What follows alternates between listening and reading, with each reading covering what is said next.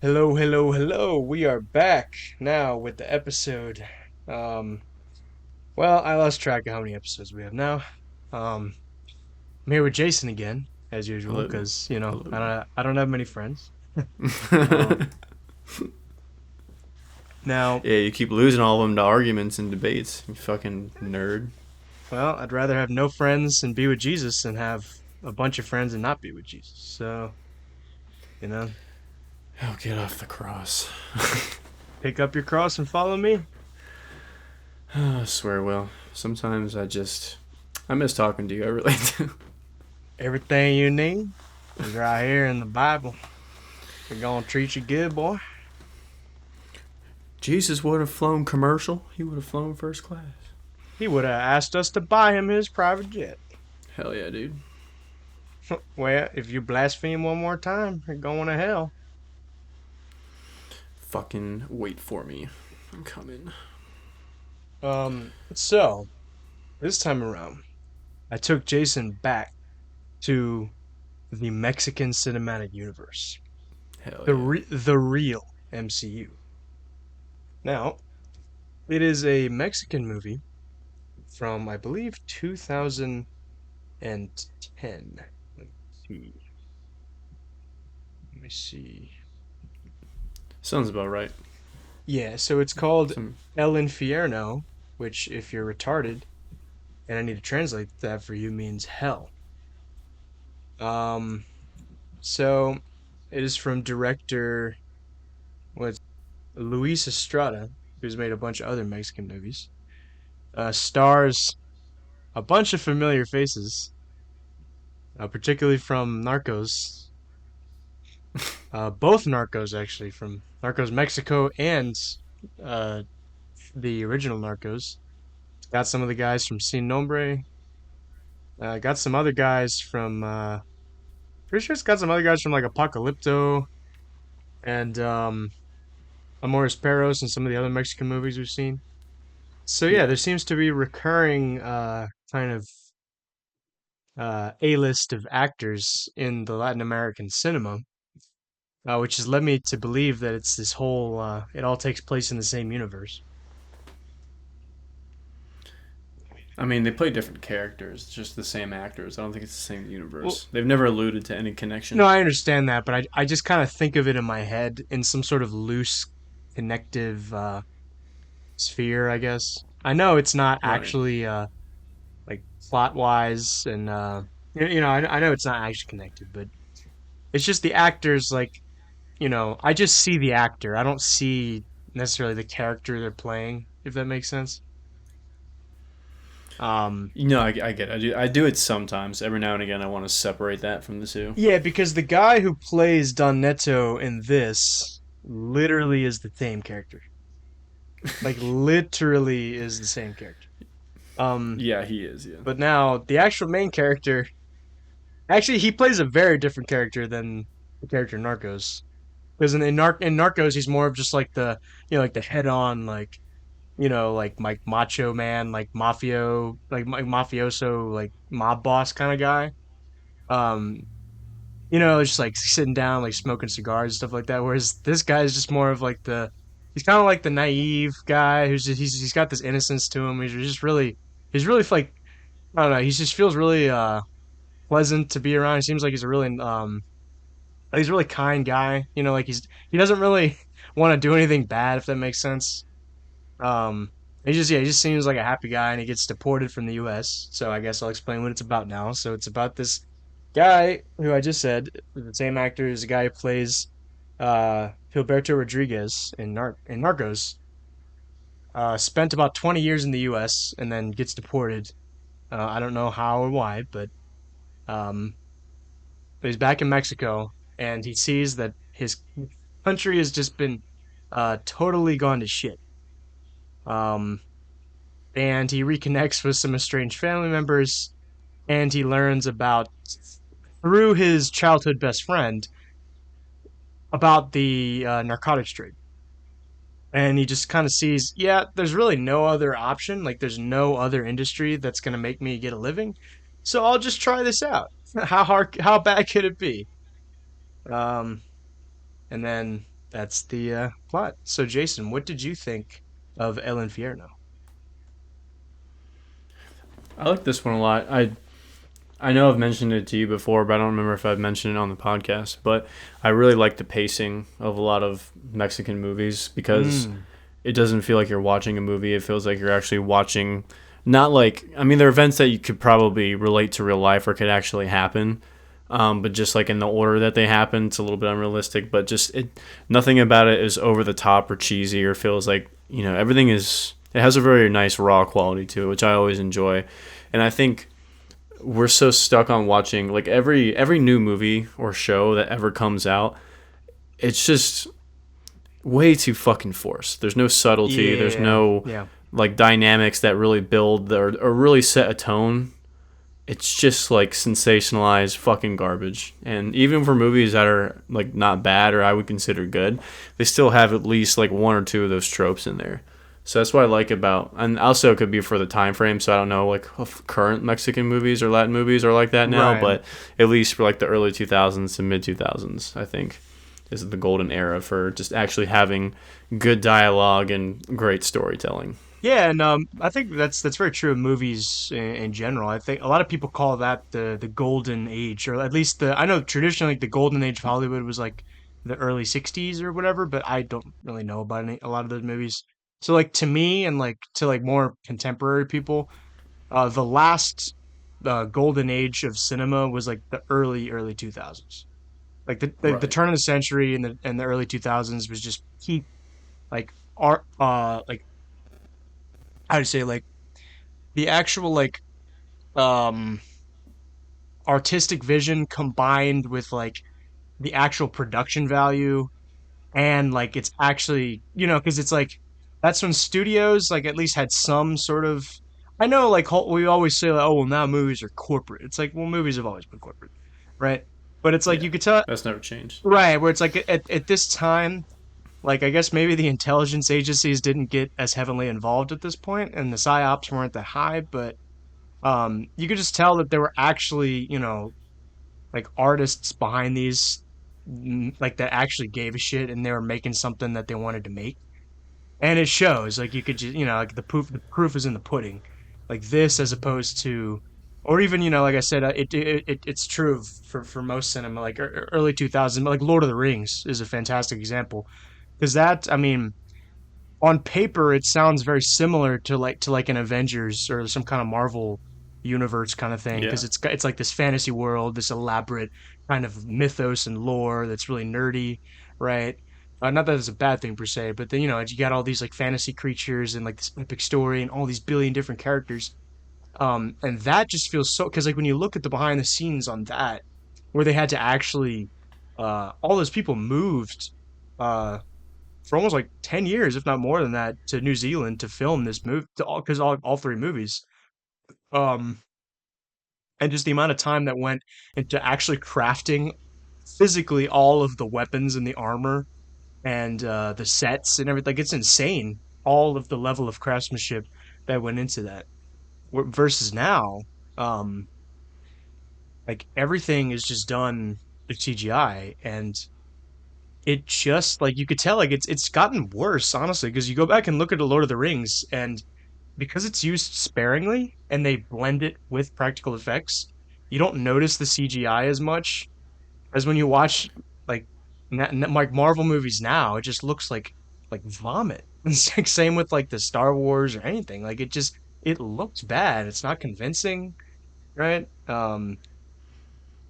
Yeah, but I don't know. I guess the difference between Lord of the Rings and like Marvel is just like with Lord of the Rings, like if I could put it in simplest terms, I buy it.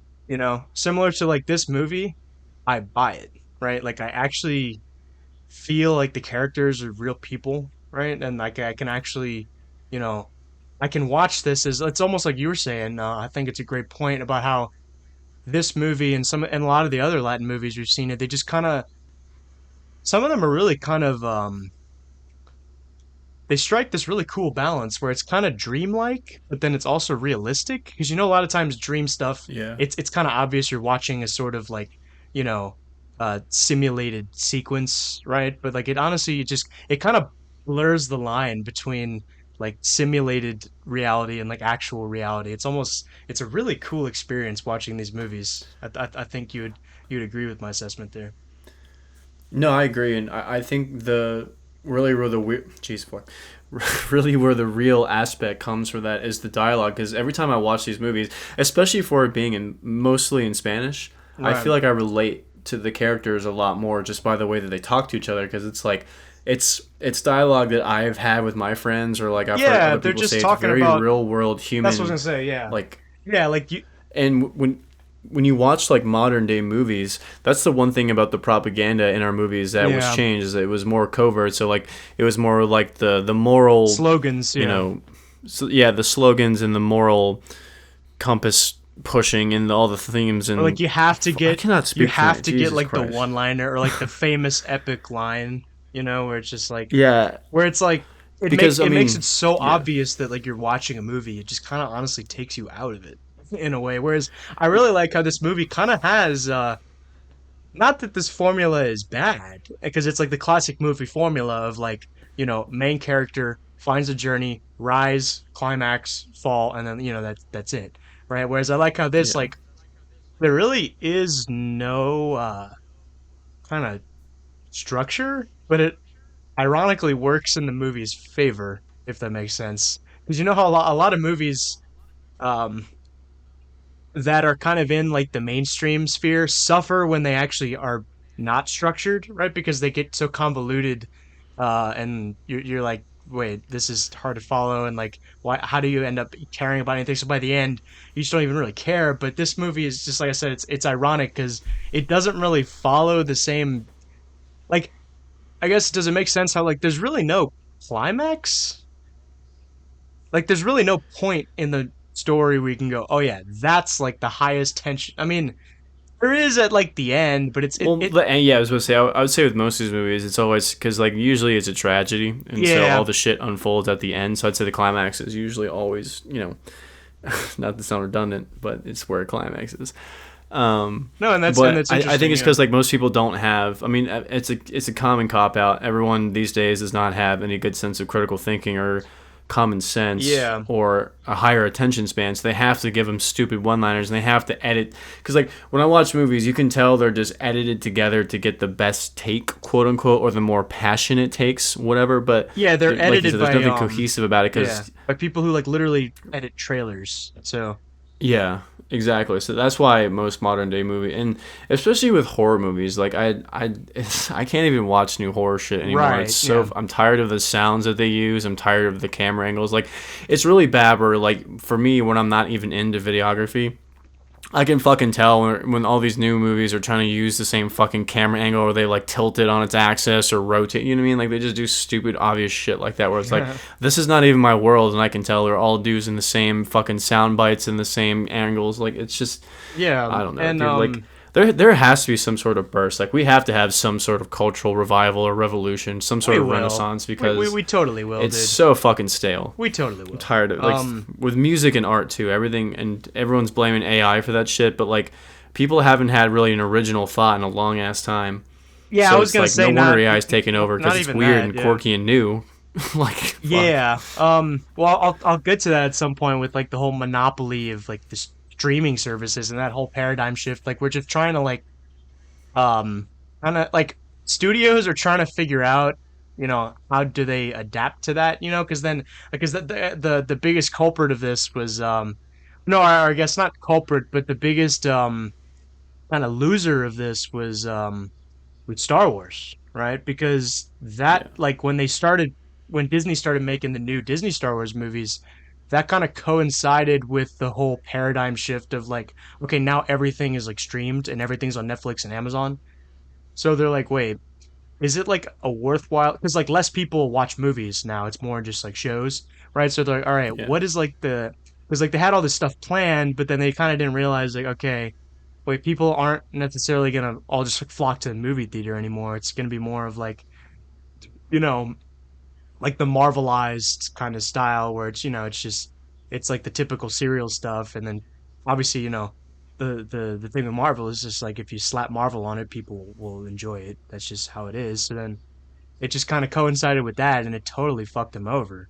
I mean, I think the movies are bad regardless, but um, yeah, no, it was just interesting to see that because it started in like 2015. I think that's when Episode 7 came out, and that like right after that, like I feel like 20 like 17, 18 is when people like it was almost like a common thing. Like everyone like had like streaming services. Yeah. I think you would agree. Yeah. No, I do. Yeah, and so it's just so cool to just be taken to another cinematic world, not in the sense like we're in like the Star Wars universe as to the Marvel universe, but it's actually cool to see like a different country's cinematic flavor. And one of my favorite things about the Latin movies is that almost all of them, I think the only exception to this is City of God, where they almost all end on like a very ambiguous, unsatisfactory note. You Yeah. know, Which I enjoy. I think like I mean, wait, because wait, oh our wait, shit is I so wanted to fucking wishy washy wait, now. wait. I Can I say enjoy something that first? aspect. To like set up, I guess what we were gonna say, but I just felt like this ending was I think you probably thought it was more satisfying than Amores Perros because I know you hated that ending. Yeah, almost But yeah, definitely. I'm sorry to cut you off. What were you saying? No, I was gonna say because I every single movie that I watch now just has to like end on a bad note, like Hmm. Goosebumps, or end on a good note. Like it's Everything just I tied don't know. up in a nice little And bow, and then it's yeah, it's and like I mean Disney is the worst proponent of this with all the shit that they do because like they've been doing that like I don't even know what the word to call it is like the whole concept that everyone is special and that everyone has to be represented. So like they're not telling you a story, they're giving you like a sense of belonging. Right, that's the whole entire. That's their propaganda. Is you're taking these dumb Americans and you're making them feel like they can achieve more than they actually can by watching these movies and right. shows. Which is Right, it's honestly, supposed to give people a voice, a platform, but they're not telling good stories. And this thing I yeah, hate about the Star yeah. Wars shit because like Star Wars has historically never had great dialogue. It was really more the action and the story, but the dialogue was Goofy, always yeah. Because unnatural in every Star and Wars honestly, movie like in the before original Disney. movies, that was kind of it's kind of paying homage to like that those kind of like cheesy, like what's the big one, like Flash Gordon and all those like cheesy like 30s serial stuff. Yeah, But yeah, but I think the ironic thing with the critique you're giving with Disney is that like I honestly think it's more offensive what they're doing because they, like you said, they don't even tell good stories. It's literally just, oh yeah, we have like we have a woman character, but we just take some other male character and just put a woman's skin over it. Like they don't actually do anything unique, or it's like, oh, it's like a black character playing the role of like a traditionally white person. It's like, how about you make a new character that's cool? That's actually something that The Empire Strikes Back did really well with Lando. It's like you don't just replace Han Solo with a black guy. It's like you give him a cool like black guy rival. Like that's really good and entertaining. But now it's more of just like, I know they didn't do this specifically, but it would just be something along the lines of, oh yeah, Han Solo, but he's black. I mean, I honestly don't really give a shit. Like, if they're a good actor, my biggest problem is that like it's just there's no good story to Hmm. tell. It's like you can tell Yeah. it's just corporate fucking wash that'll not age well No, ever, and it's like you or it's go some back. sort of propaganda message that they want to Yeah, spew. But so you like, go back and see the and shit then from like, like 5 years ago is already like it's horrendously aged. Whereas like this yeah, it's movie is aged like fine wine. It's incredible, and it feels like it yeah, literally came out yesterday. You know what I mean? Like those yeah. events. It's just. I mean, I know they're like Mexico is a less developed country, but like still, like it kind of had like I know like you could tell it came out like in the last like 20 or 30 years, but it's just because like they're not really using any like super up to date technology, but it still just kind of has that like I don't really know, nor do I care like what time this takes place in. It's just Mexico. You Yeah. shouldn't. That's the whole point of like being a good story or good movies. Like you shouldn't care. Yeah, unless it's like a period piece, because sometimes like the time point Yeah. is actually what makes it interesting because it's cool to have like the period pieces where like if it's like a Civil War thing or something like that. I actually like to know that. or like this Yeah. coincided with like like a lot of those old Western movies like took place at different times in history, like when we were doing like Manifest Destiny, or when whether it was like some of them played with like actually a good example of this is Rango. I'm sure. Did you see that? Yeah, I I did. like how that actually played with like the end of like the age of the cowboy, and how like they were just obsolete. I thought that was really, and how they're being taken over by like the new like California Hollywood industry and all that. That was kind of interesting. Um, Yeah, I like that they play that specific time period. yeah, and how like Rango is like the timeless hero, and it's like the eternal kind of like archetype. Um, Now, like obviously, you could tell that this movie probably came out like and it takes place in the contemporary time, which it came out 2010. Like on it, like I that makes sense to me.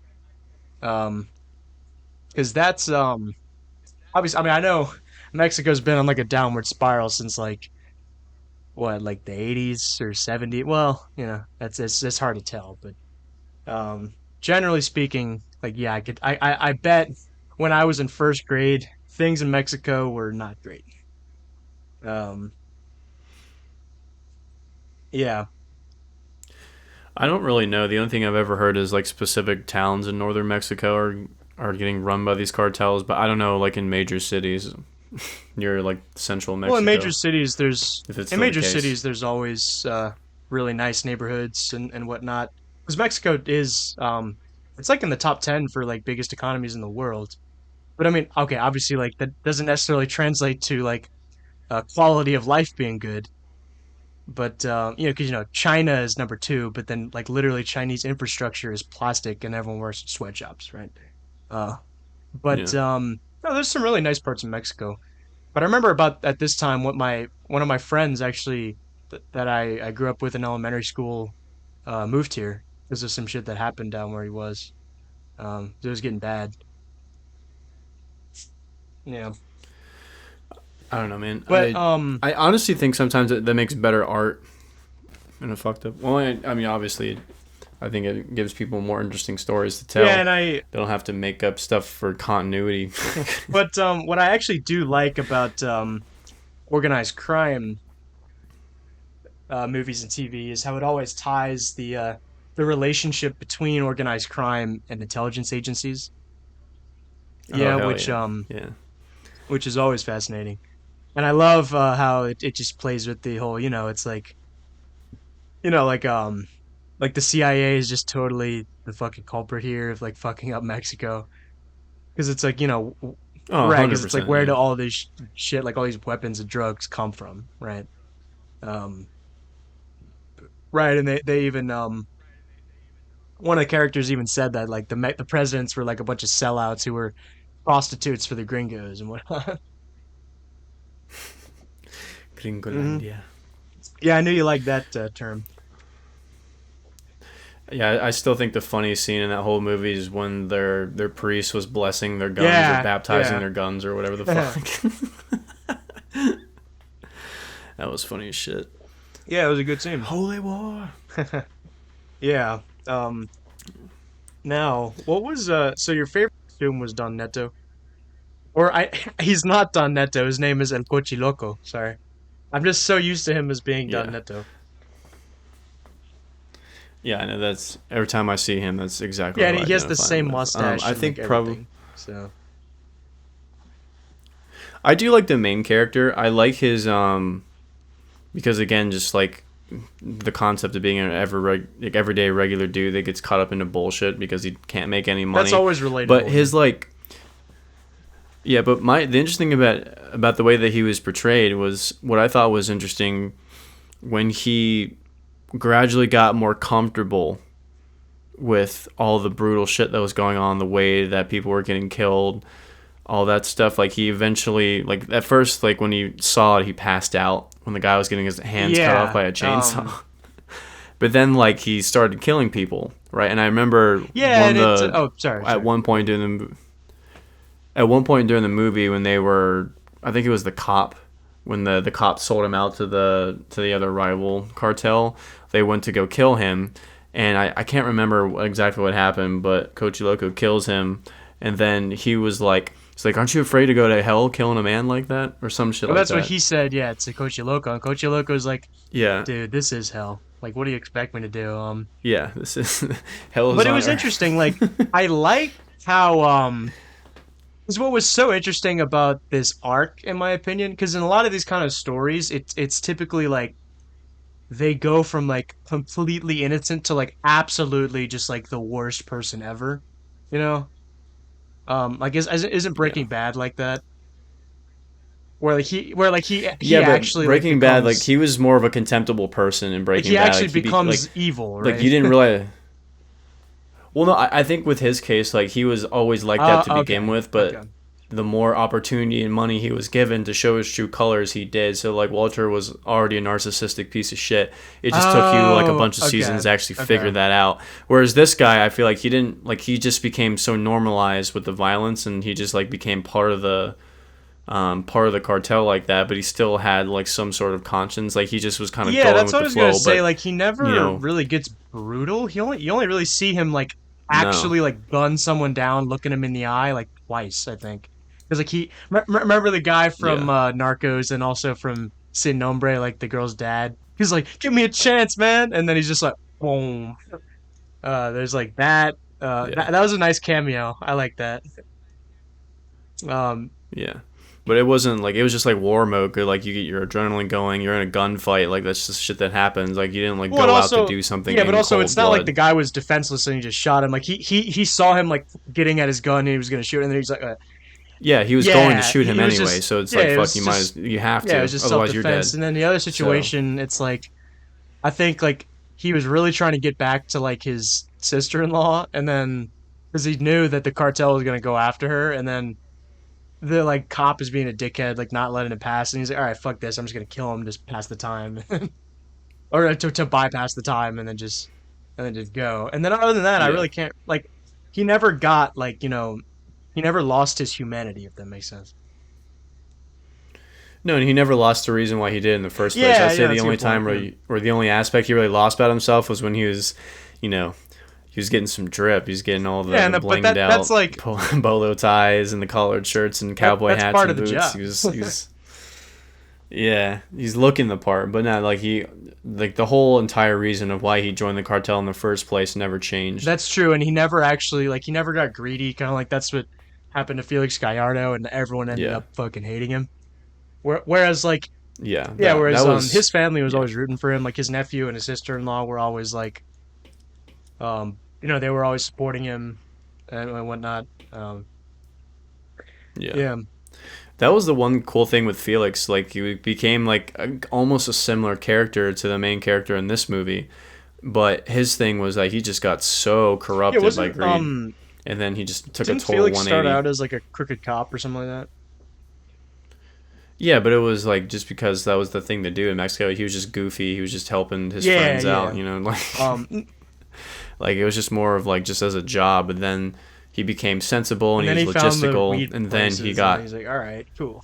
um, yeah, and then he got greedy, and then he thought that he was going to be the boss of everyone because he was the one that put everyone together, and then that got to his head, and then he yeah, and then became reckless, and then everyone that's what fucking events. hated him, and then he's like, oh yeah, like to Yeah, his wife, he's like, yeah, I don't need you anymore, and then like he literally just gave away his family.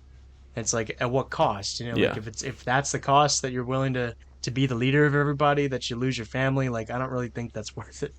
You know? I'm curious if that's how it went down in real Yeah. Oh, life actually, too, because he's still in curiously prison. enough, I think you would think this is interesting. I'm sure people have said this before, but like, my coworker who's Mexican, she actually said that Amado Carrillo Fuentes is still alive.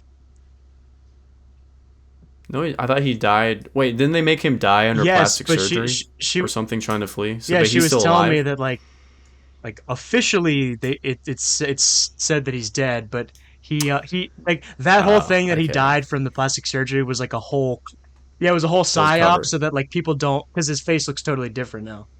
So she okay, I don't know Right. whether this is true or not, but I was telling you what she told me. She was saying like he's still alive. We just like intelligence doesn't know where he is, nor do they know what he looks like. Well, he's old as fuck Right. now, so I But mean, It's probably on a coast somewhere in the Yeah, he's Mediterranean. probably. I remember in the actual show he had that like Cuban girlfriend. Maybe he's with her. I don't know. He's like in. I think he Maybe. bought a place in Chile. That's like what their plan was. Which also means he's probably now in Russia. Right. There's no way they're getting him back Yeah. then. But I think there was like a couple But things that like I didn't exactly like.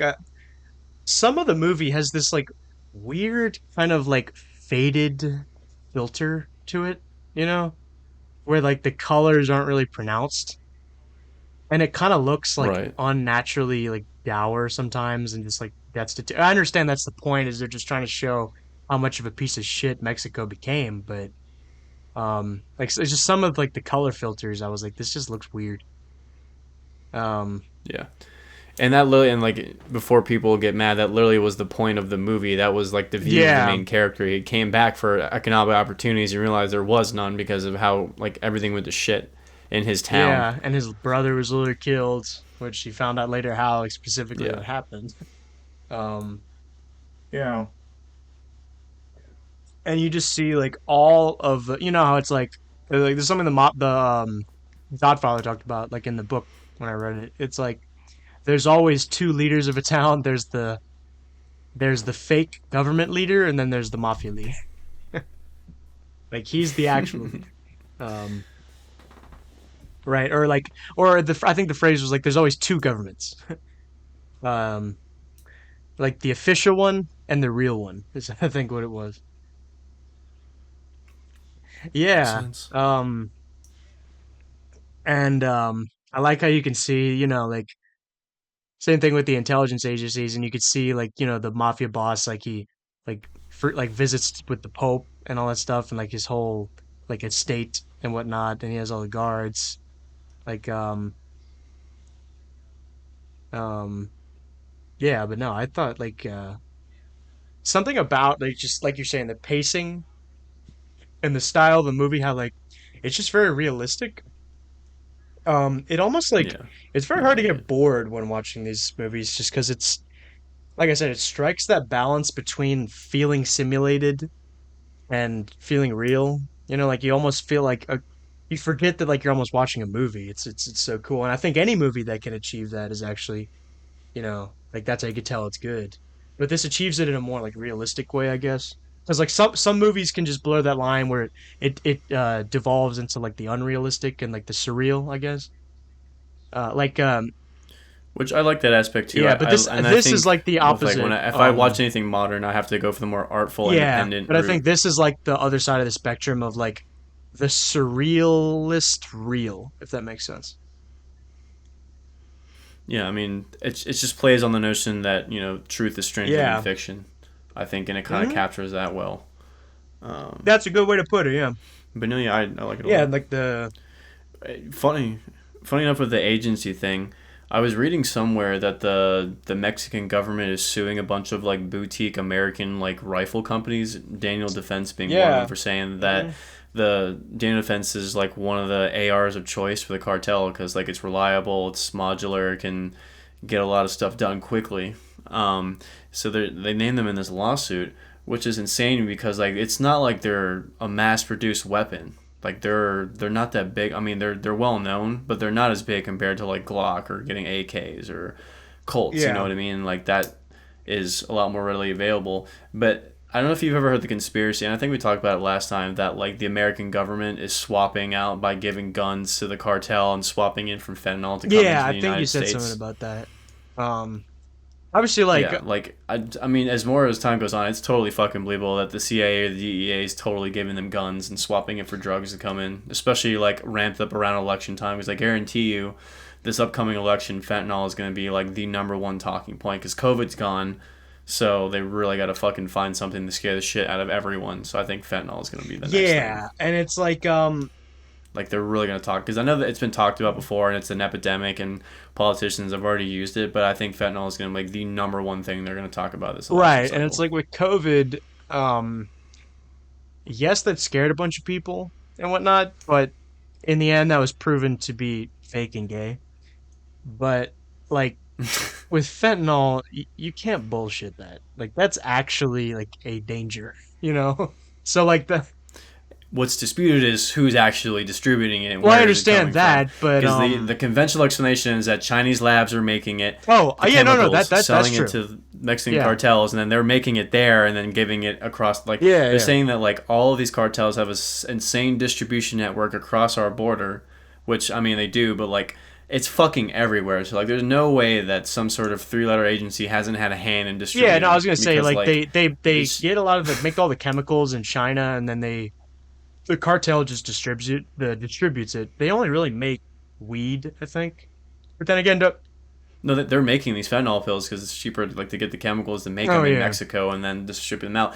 But the thing that is doesn't make sense is that fentanyl kills so many fucking people quickly and it's really cheap. So there's really not that good. There's not that much money in it. well, I mean, maybe these people Like just went into nihilism. You know, like that's always a possibility too. Like I guess, like, I don't know. It sounds too orchestrated because like the American government, or I mean not the American government, but some three-letter agency has to be giving them a ton of money or some well, sort of perhaps, like, guns or think about it some this sort way. of something as a This trade-off. is like could be a theory I have. Like, perhaps, like, they probably just have a lot of these people with their pants down at gunpoint, and then like all these agencies have like the Mexican cartels, the Mexican government, just like they have a gun pointed at their head, and it's like if you don't do what we say, like we will absolutely annihilate you. Like it's probably that kind of situation. Because like typically when it's situations like why didn't they do that or why is this happening? Like it's typically because like or this doesn't make any sense. Like they're not making money out of this. Like it's typically because someone has a gun to their head. So that's kind of like my theory. It might be, but like, I mean, I don't know because history has proven that the American government never really gives a shit about the war on drugs. Yeah, Like they don't actually want it solved. Like they've proven that.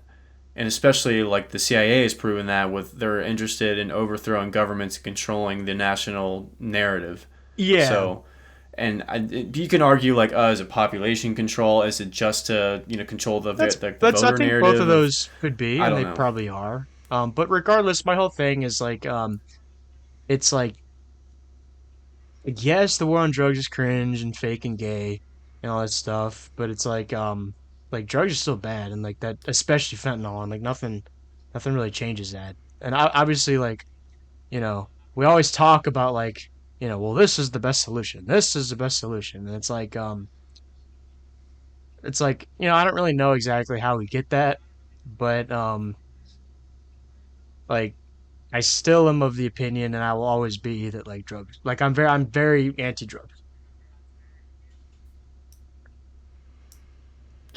I don't think it's a matter of making it legal or illegal or being anti it. Like it's just the reality is like it's a massive distribution Yeah, I know. Like of that's what my so point many. was. Is like it's so big, like beyond like what the average person even understands it to be.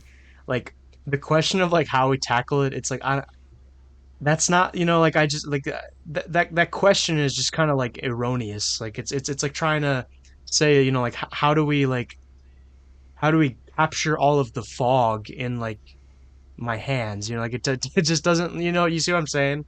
Like it's just futile.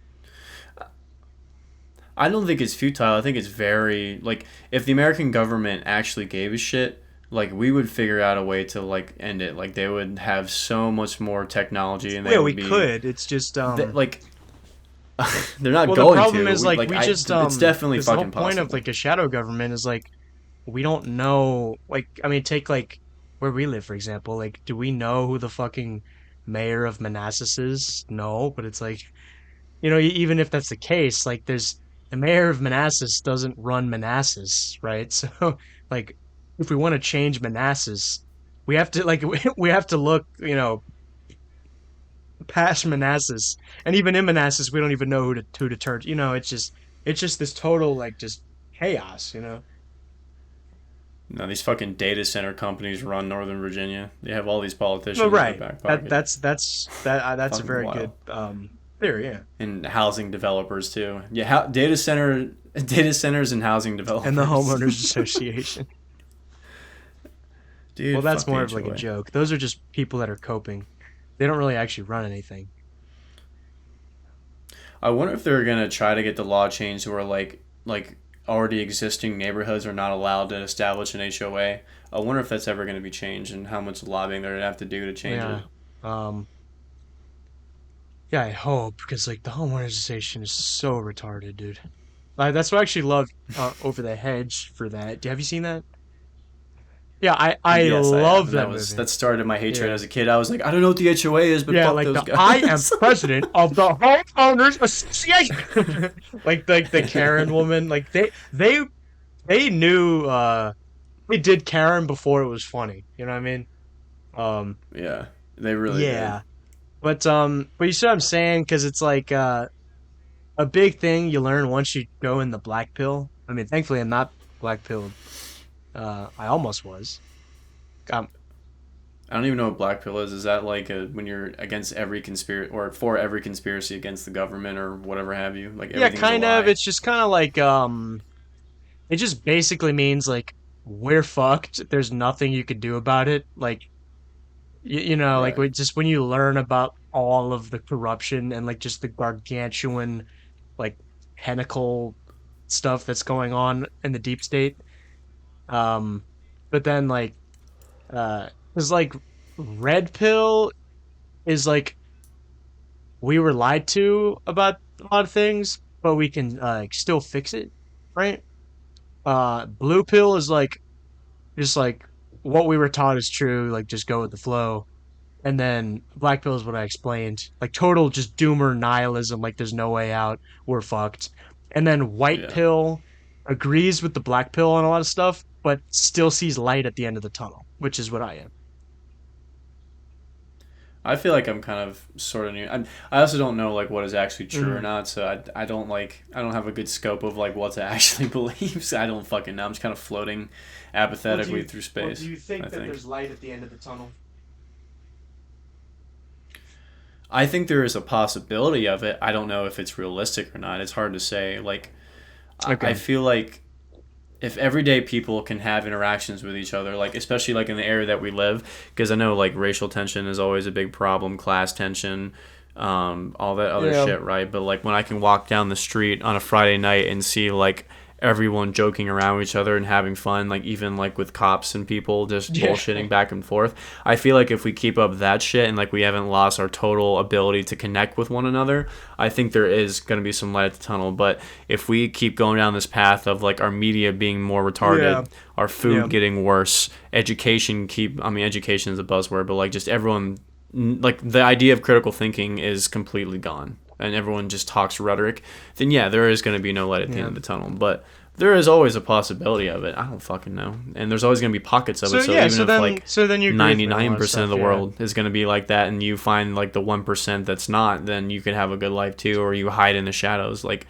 I don't fucking know. I hope not, but I don't see it as a definitive path. I Yeah. don't Well, know. I guess like yeah, I mean we basically agree on the same thing. Like it's just black pill is a total cope and it's just there's no point in being black pill, dude. Like that's retarded. I'm just really curious about what like the mental gymnastics people are gonna like spew about when they actually go to vote. Like, what is there to Trump. vote for? Like, because like, well, what I've been hearing constantly from people is like the people that aren't, like if they're hardcore left wing, it's always like I read a post the other day where someone's like, if you only vote for Biden because you don't want Trump to be in office, then I respect you. But if you vote for Biden because you think he's a good candidate, then I have a massive moral problem with you. It's like, it doesn't matter your intention. It's the same fucking thing. It's the same outcome. Like, if you think Biden is a genocidal maniac that doesn't actually give a shit about the American public and you vote for him because you don't want to vote in Trump, like, I don't understand, like, the cognitive dissonance that you need to have to, like, say some bullshit like that. Like, the whole entire system is fucking, like, tilted. So I don't know. I'm just curious to see what people actually say this time around of why they think voting is important or why they need to vote in their I gay-ass mean candidate. Like, they cannot I don't ruin fucking know. Biden. Like there's no chance. Like If he doesn't die, no, he's definitely running again. I mean, I he think is they're running. He's probably still gonna running. try like Newsom or something like that because Joe Biden lost a bunch of like the Gen Z support with all of like the Israel stuff. And he's just Well, he's never had Gen Z support. Gen Z always supported Bernie, but they just fucked him over. Like he's always been fucked over at the no, primaries I know over he was Hillary and always over Biden. like So it's people like always no one wants preferred the either of other, those two. but like Yeah, no, no one but like actually likes Biden. his Gen Z They just hate approval like Trump went more. down from all of like the fuck Oh, because for the like issue no shit, of student course it loan did. debt, and then it's like because that's what a lot of like people our age were like, counting on, and then it didn't happen. Wow, I could have Yeah, predicted that. Yeah, go figure. go figure. Right. Yeah, Like, no wow, fucking shit is not really, gonna bro? happen. Yeah, that and the God, whole Israel stuff. So it's like, yeah, he's really like not popular, right? Um, so that's not gonna matter though, because people like more people hate Trump than they do Biden. So like they're still gonna vote him in, even though they hate them. That's the point that I'm making. Like I don't understand why people even fucking vote anymore. Like no one can explain it to me correctly why they actually feel they have to vote. I get the whole premise of voting like in local well, elections making that's more of a also difference. Sure, I'll that's give just that as to you. fake. Marginally more I mean, different than presidential. Well, yeah, but like it has a little bit more yeah, of I a guess, sure. direct local impact than the presidential election does. So like that part I at least understand, even if both candidates are shit in whatever dumbass state you live in or city. But Um, I don't know, uh, dude. I'm just curious to see what people say this time around because they really have to try hard to like and justify their behavior. They really have to be like, "Come on, guys, you got to vote," and they have to come up with some bullshit excuse. Like the excuse keeps changing.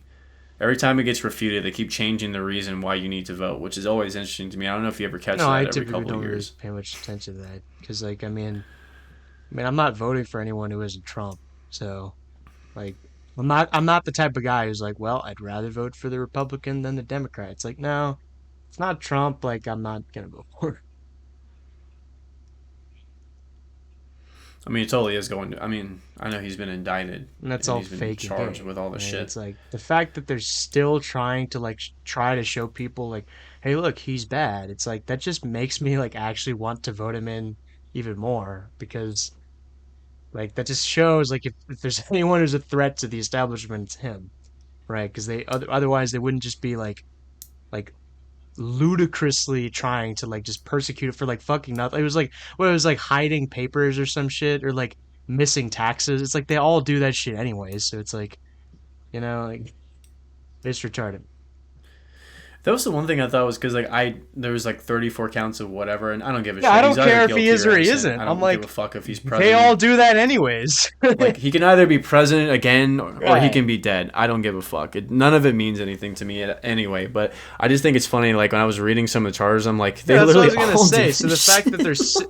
the fact that like they're What the singling out fuck? this guy is kind of indicative of something. So, oh, you think Trump interferes with elections? Like, do you not know American history? Like, what the fuck? What do you That's like mean? that's like Like, you all American you foreign motherfuckers policy do that shit. 101. Like Exactly. that's literally Mess with in like every elections. single movie. Like El Salvador, Cuba, Iran, Vietnam, every Cambodia. Like, country, you even fucking keep okay, naming them. maybe not like some Western countries, but like still. Um Yeah, I It's mean just that's like what like the Jesus Key and Christ. Peele was, where it was like Sir, we are overrun from the other tribe. We need your help. We need America's help. And it's like, no, no can do. We're stretched through into the Middle East, and it's like, but we have discovered oil. And then just instantly the planes and the helicopters start like sweeping in, and it's like they've been protected by America now. It's like, yep, The boys welcome need some to freedom.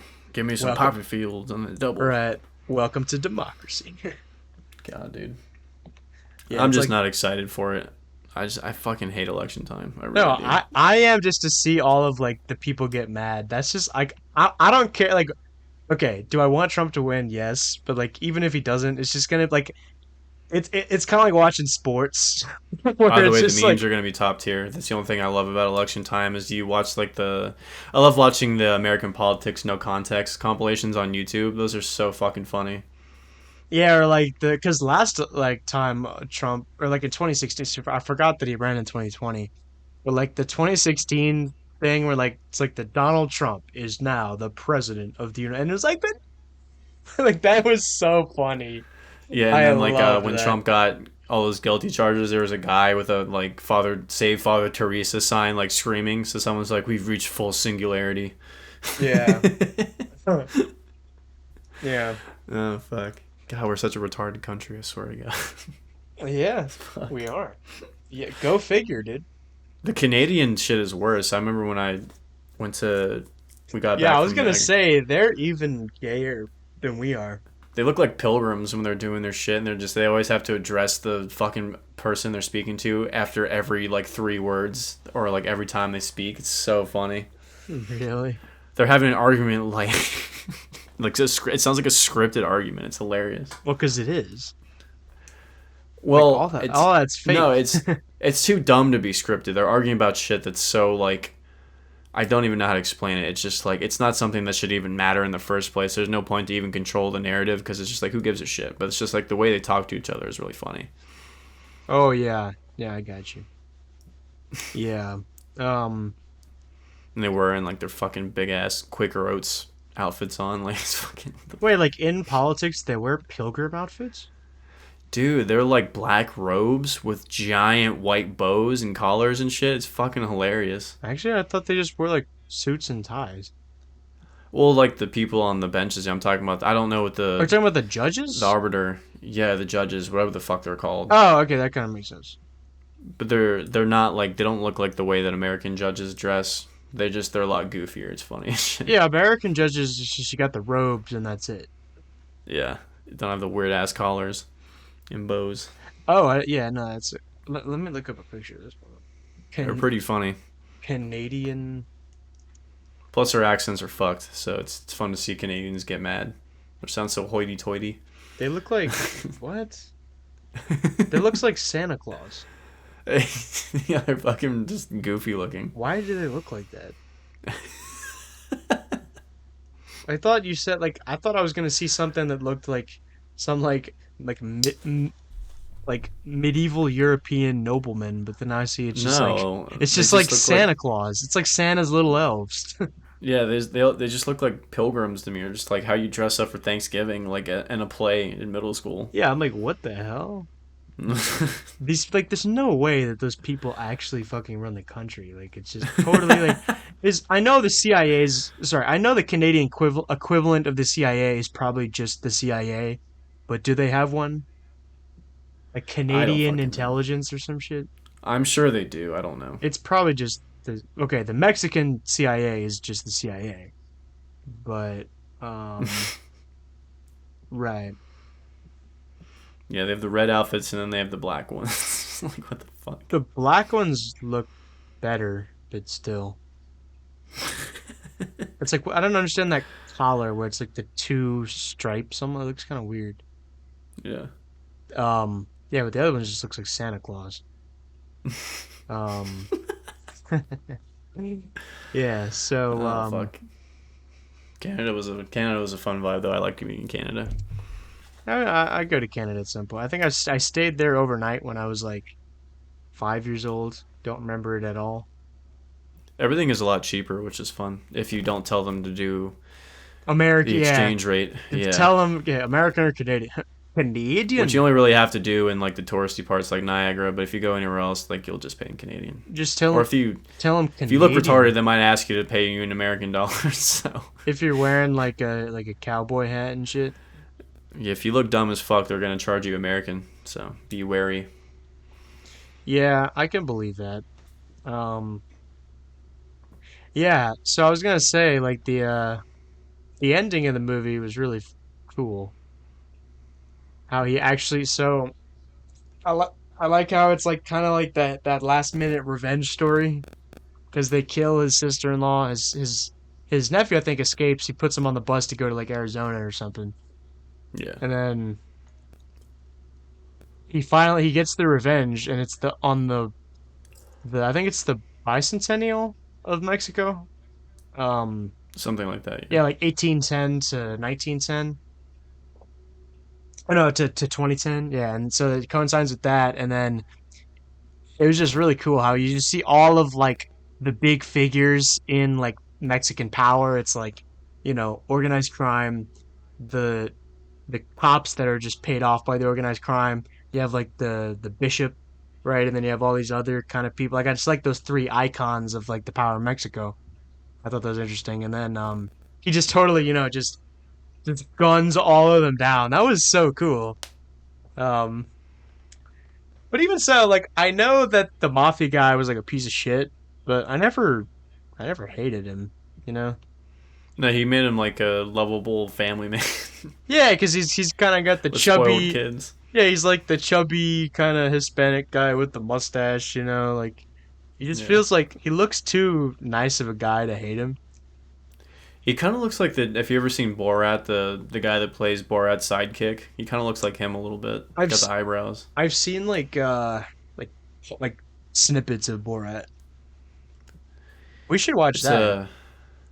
It is a fun. The second one's terrible, obviously, but the first one was really good. with the Bruno. Oh no, yeah, I forget they make like an actual Borat 2.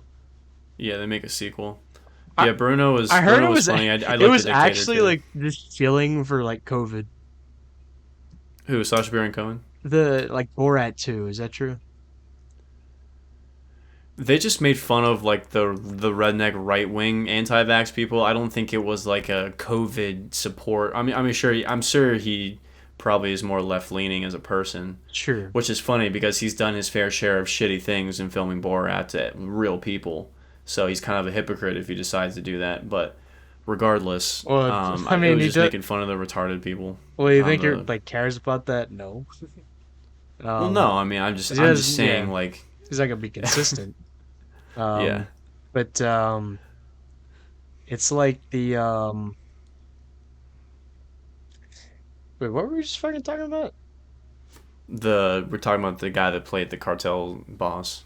He always looked like a Oh yeah, douchebag. like even if he like, I'm pretty sure he's the guy who killed Benny's the main character's brother. But the thing is, I don't like the actor who plays that guy anyways. So Yeah. I didn't really give a shit about that too much. Um, yeah, because in every movie that guy's in, he's like a piece of shit. Yeah, it's relieving when he's dead. Yeah, exactly. Like when they killed It's like, him, ah, tension's gone. when Casper like macheted his ass in Sin Nombre, that was really satisfying. Yeah. After he like literally raped his girlfriend, and he's like, "Sorry about it," and literally murdered her. Like, bro, um, that so like I ended up not really caring. It's like, oh wow, he cut his balls off because he was trying to sleep with his wife, and it's like whatever. Right, Like yeah. I don't know. I don't. that doesn't make me hate the mafia boss. And then his son is kind of getting in with like the gay stuff, and then that's like when he died. Um, Oh, I forgot about that, yeah. yeah, and like some of the other guys that he was hitmen with were in on it too. Um, yeah. So I guess like the revenge plot would like it was satisfying because he killed like those two.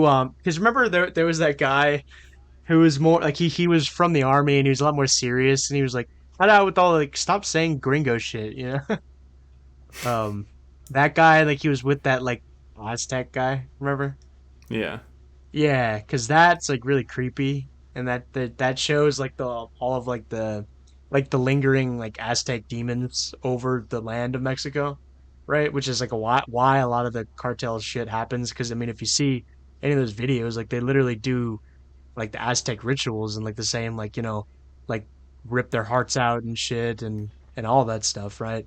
Um, so it's I satisfying wanna yeah. to satisfying to see those guys die, right? Yeah. Um, but then it's like the mafia boss like it was cool to him for to like because I was rooting so much for like the character, not so much as like I was rooting against the other guy.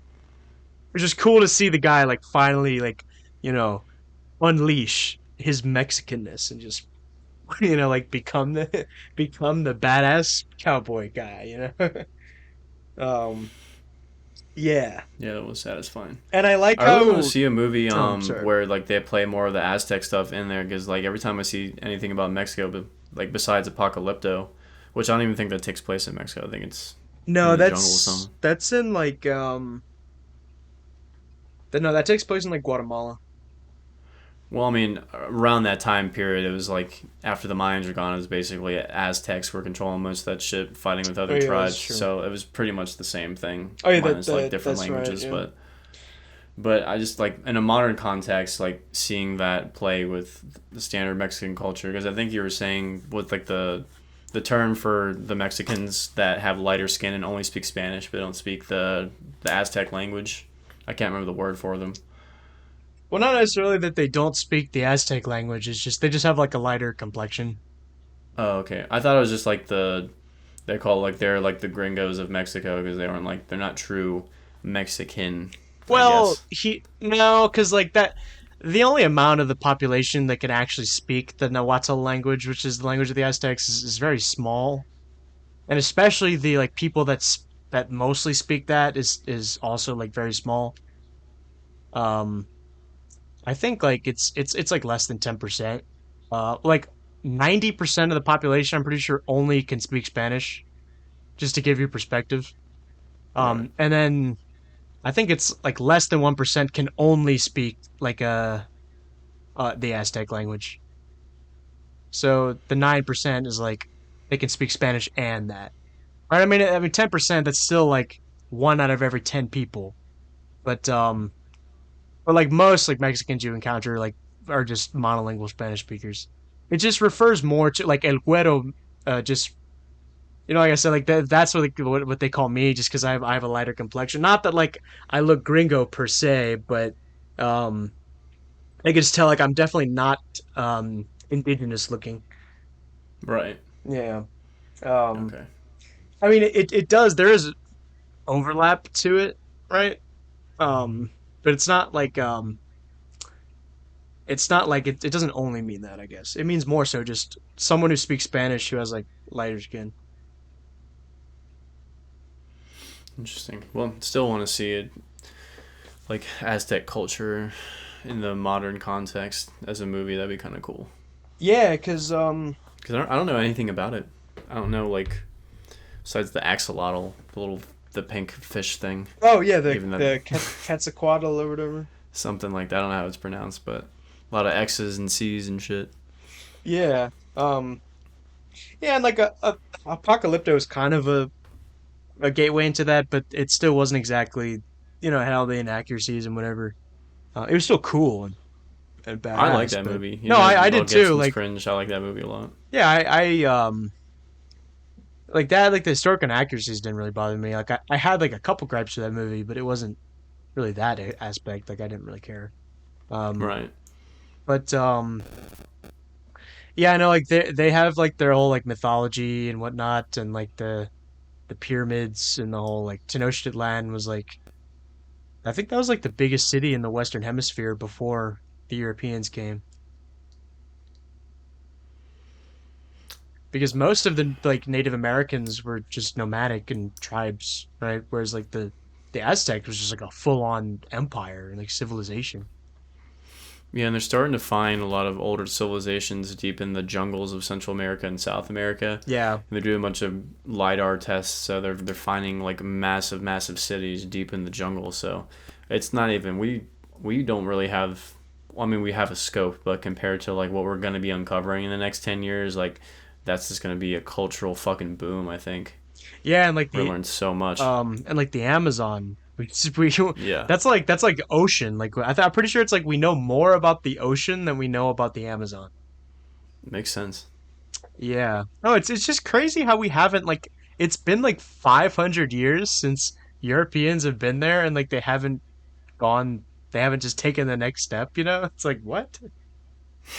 I mean, I know when you see this on a map, it's like, bro, it's literally right there. But I know. Yeah, it's like what the fuck? I how can see how do you all of not it. just it's like, bro, you got Brazil right here, you got the Portuguese, and you got like Spanish like Peru, Colombia. Just take the next step. And it's like, oh. It's Just zoom in on Google, you'll find this shit. right. It's like that's probably the biggest example of easier said than done. Yeah. Um, yeah, but like Brazil is just like, dude, Brazil is just bizarro America. Did I ever explain to you that like hypothesis? I can't remember if you did or not. Brazil is like the inversion. of America, if that makes sense. Where Okay, it's like the Portuguese Catholic version, like South American version of America. interesting. Because America is like the British Isles Protestant ancestry, right? And it's like New World, all this stuff, and it's like the South is poor and the North is a lot richer, right? And they have a lot of tension between the North and the South historically, and like the Northerners look down upon the Southerners. Brazil is like the exact like opposite of that because it's like Portuguese Catholic ancestry, New World, right? Also, something I also had to I forgot to mention was the history with like slavery and black people there. It's like a big deal, and people still like talk about it and whatnot. Because I think like 20% of Brazil is black. Like people don't realize Yeah. how black Brazil is. Um, and so then there's that kind of lingering kind of tension there, and the legacy of slavery, and then it's a mirror image of America because the North is actually the poor part, and it's a lot more black, and the South is the richer part, and it's like I don't want to say whiter, but I mean you know what I mean. Well, Um, colorism is a big thing in most, pretty much every other like South American and Asian country. well, People like don't realize that. you saying color, like wait, what were you Like saying? darker skin is viewed as like uglier and poorer in most other countries. Like Yeah, if you look at like their advertising, like all their I think it's the same thing in India too. yeah, but Um, I was getting at how like they don't think of it as like being white, you know, like it's just no, I know it's it's just not the literally like yeah. complexion. It's not Yeah, culturally white versus not. It's just literal. I'm sure there's some cultural I guess aspects that they it's just stereotype, but I don't yeah, know what they are. But it's yeah, it's mainly because of skin tone. Funny enough, like every Brazilian that I know is like black Brazilian. right, yeah. Um yeah, a lot of the Brazilians I've met here are black too, but I guess like it's just white in the sense that it's not black. Yeah, And it's like there's there's the tension between the North and the South. The South like really looks down upon the North. I mean, not that there isn't black people in the South, like there's totally black people in like Rio and Sao Paulo. Kind of like how, of course, there's black people in the North, right? Like there's black people in New York and Philadelphia and all that.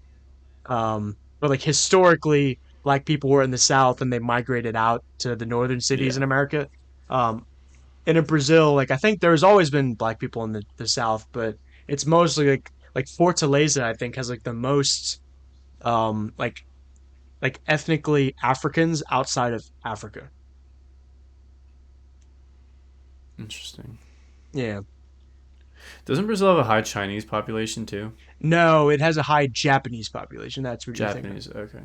Yeah, because and that's another reason why Brazil is just it's just bizarro America is because in America you could look any way, be any ethnicity, any nationality, any kind of person. You could look any way, and if you speak English, like if English is coming out of your mouth, no one thinks twice, right? Yeah. Similarly in Brazil, like same deal. You could look any way. It doesn't matter. People don't care. Like as long like if you speak Portuguese, like I was doing, like they people weren't thinking twice about me being like a like like a is he actually Brazilian? Like no, it's like because there's white people there that there's literally like Germans, like ethnic Germans there, and they like basically only speak Portuguese. Same thing with like there's like a bunch of Italians there. There's a bunch of like yeah Japanese. I said there's a bunch of Indians that are there. There's a bunch of black people there, and like they're all united under the bubble of Portuguese, like monolingual like sorry, they're under the bubble of like monolingual, sorry, Portuguese monolingualism. Similar how in America it's just like monolingual. Sorry, I fucking get the order wrong. It's just English monolingualism. Like Yeah. even if like the people have like been here, even if they're ethnically German, like they don't speak German anymore, just because you go to education and it's all in Portuguese, right? And just similar in America, right? Like the Well, I assume they Italians. can still tell based on your accent though, Well, yeah, I mean, the way you speak kind it. of like how you can tell that someone's like an Italian American, but like they're still American, you know? So like at like culturally, they don't really give a shit. They don't have like a sense of Brazilian superiorism or You mean like supremacy. who is the true Brazilian? Yeah. Well, I mean, yes and no. Like it's just I guess like it just depends on where you are in the country. Kind of like in America, how it's like if you ask like people from different parts of the country, like who is the true American, you get different answers. Because if you ask like people in the South, they would just say it's like it's like rednecks. Um, because it's interesting. Like people forget that like I mean I know there's other weird like neo-Nazi groups and stuff like that, but like most people like race isn't really what divides them. It's really more class because like rednecks like they fucking hate like rich white people just as much as they hate black people. It's just Yeah, it's it's more of that. But like no, honestly, like Brazilian, like no one really cares like what you look like, honestly. interesting. Um, and also like a lot of I mean for a lot of history, like the elite Portuguese were just sorry, the elite Brazilians were just Portuguese. They didn't have lighter skin. I mean they do, but you got to remember like Portugal is just like they're a different like phenotype than like people from the British Isles, right? Like Yeah, they honestly look more like they're Arabs and from the Mediterranean because they are, right? Um, a lot of people from the Mediterranean look Arab, no matter what country they're in. Paris, Italy, right. Yeah, I was gonna say. Greece. So it's like people don't really think of things as being like white and like black and white over there. Wait, did I say Paris in Italy or France? You said Paris. I meant I'm to say, like, dude, boy, I'm that's not in the fucking on one tonight. Mediterranean. I mean, okay, I'll put it this way: like, yes, there is racism there, but it's not like a black white thing like it is in America. Like, people don't really think of like all of the people from the European ethnicities. Like, they don't kind of like collectively, they don't really feel like, oh yeah, we're like white Brazilians, like that they don't really have that in common, if that makes sense. Yeah, that makes sense. Similarly, like in America, like you had like the Italians and like the Germans and like the Irish and like like they didn't really find much in common now. I mean, obviously over time they got more uh assimilated, right? And they just you kind of just lose the ethnic identity over time, right? And similarly that's happened to Brazil. But like but it's less so of like a like there's less of a cohesive identity between like you know like Brazilians of European ancestry than Europeans of, you know, sorry, than Americans of European ancestry. Um, but then again, like Brazil, just as an actual like culture, is more monolithic than America. Okay, yeah, that part makes Does sense. that make sense? Yeah, because like America still is like a people, right? And we have like a paradigm that like we there is like the American way of thinking and doing things, right? But it's still like America's just like it's really cosmopolitan, right? It has a lot of different like conflicting things with like, you know, not necessarily race, but really honestly more class and like urban versus rural, right? And levels of education, right? Like those are honestly the invisible lines. Whereas like in Brazil, it's a lot more like culturally monolithic. I really think the only monolithic thing about Americans is our desire to consume. Our us as customers, I think that's what makes everyone the same. Because everywhere around this country, it lives like people are just so tribal in their way of life, and for the most part, they pretend to be accepting of other people at the very least. Right, or they Um, pretend to be tribal and like different from other people, but then that too. they end up liking the same shit that everyone else likes. It's just, oh wow, like you eat the different flavor of the same brand of chocolate bar, like Yeah, I guess I know. I that's a just good analogy I could give you. my opinion of that just solidifies every time I go into Walmart because like you see so many people in Walmart all doing the same shit. Like I literally was standing in the vegetable aisle and there was like white people, black people, Asians, Hispanics, Indians, whatever. They're all grabbing cucumbers and like they're just kind of shuffling like fucking zombies. Like everyone just does the same shit when they're but then, like, if you talk to them and like you're like, "Oh, we're so different. We can't relate." Blah blah blah blah. Different religion, culture, views, all But this other what's bullshit. interesting, I think I've pointed this out before, is like you can take any person, like, and they always look different, but the same exact words are coming out of their mouth. You know what I'm saying?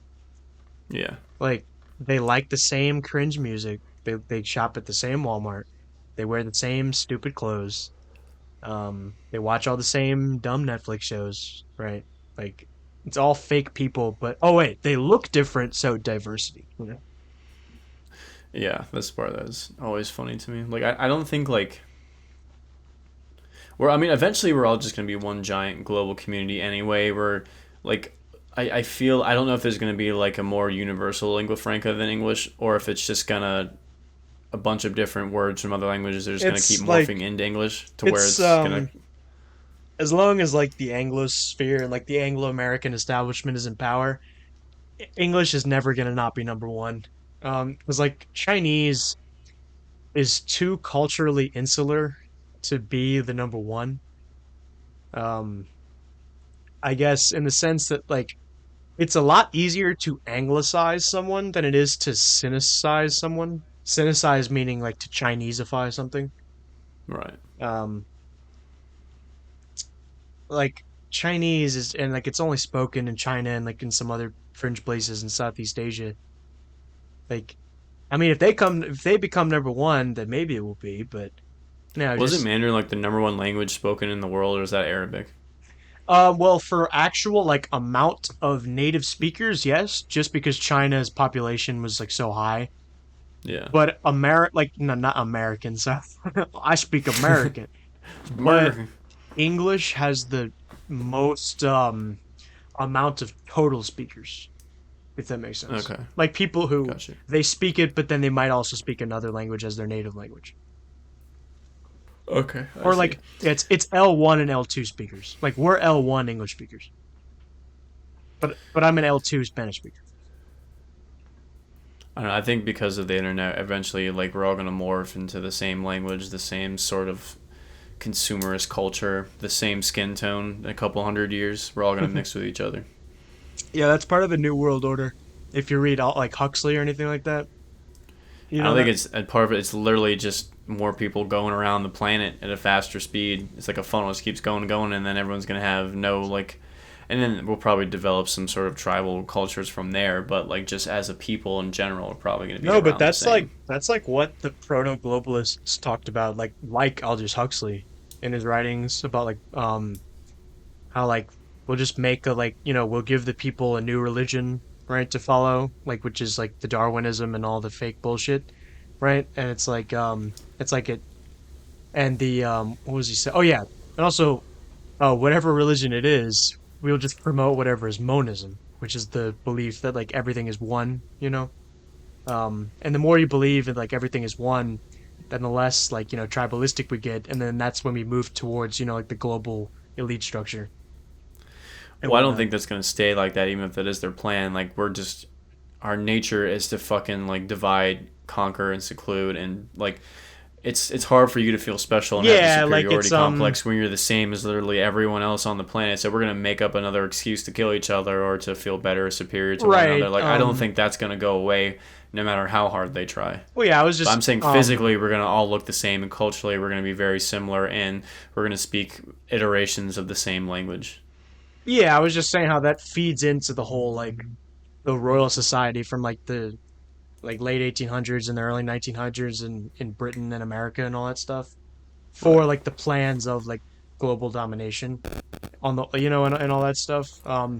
Then again, for a lot of history, you could see it's cyclical. So I don't think that something. I mean, whether or not something like that's gonna happen. I mean, we already have that, right?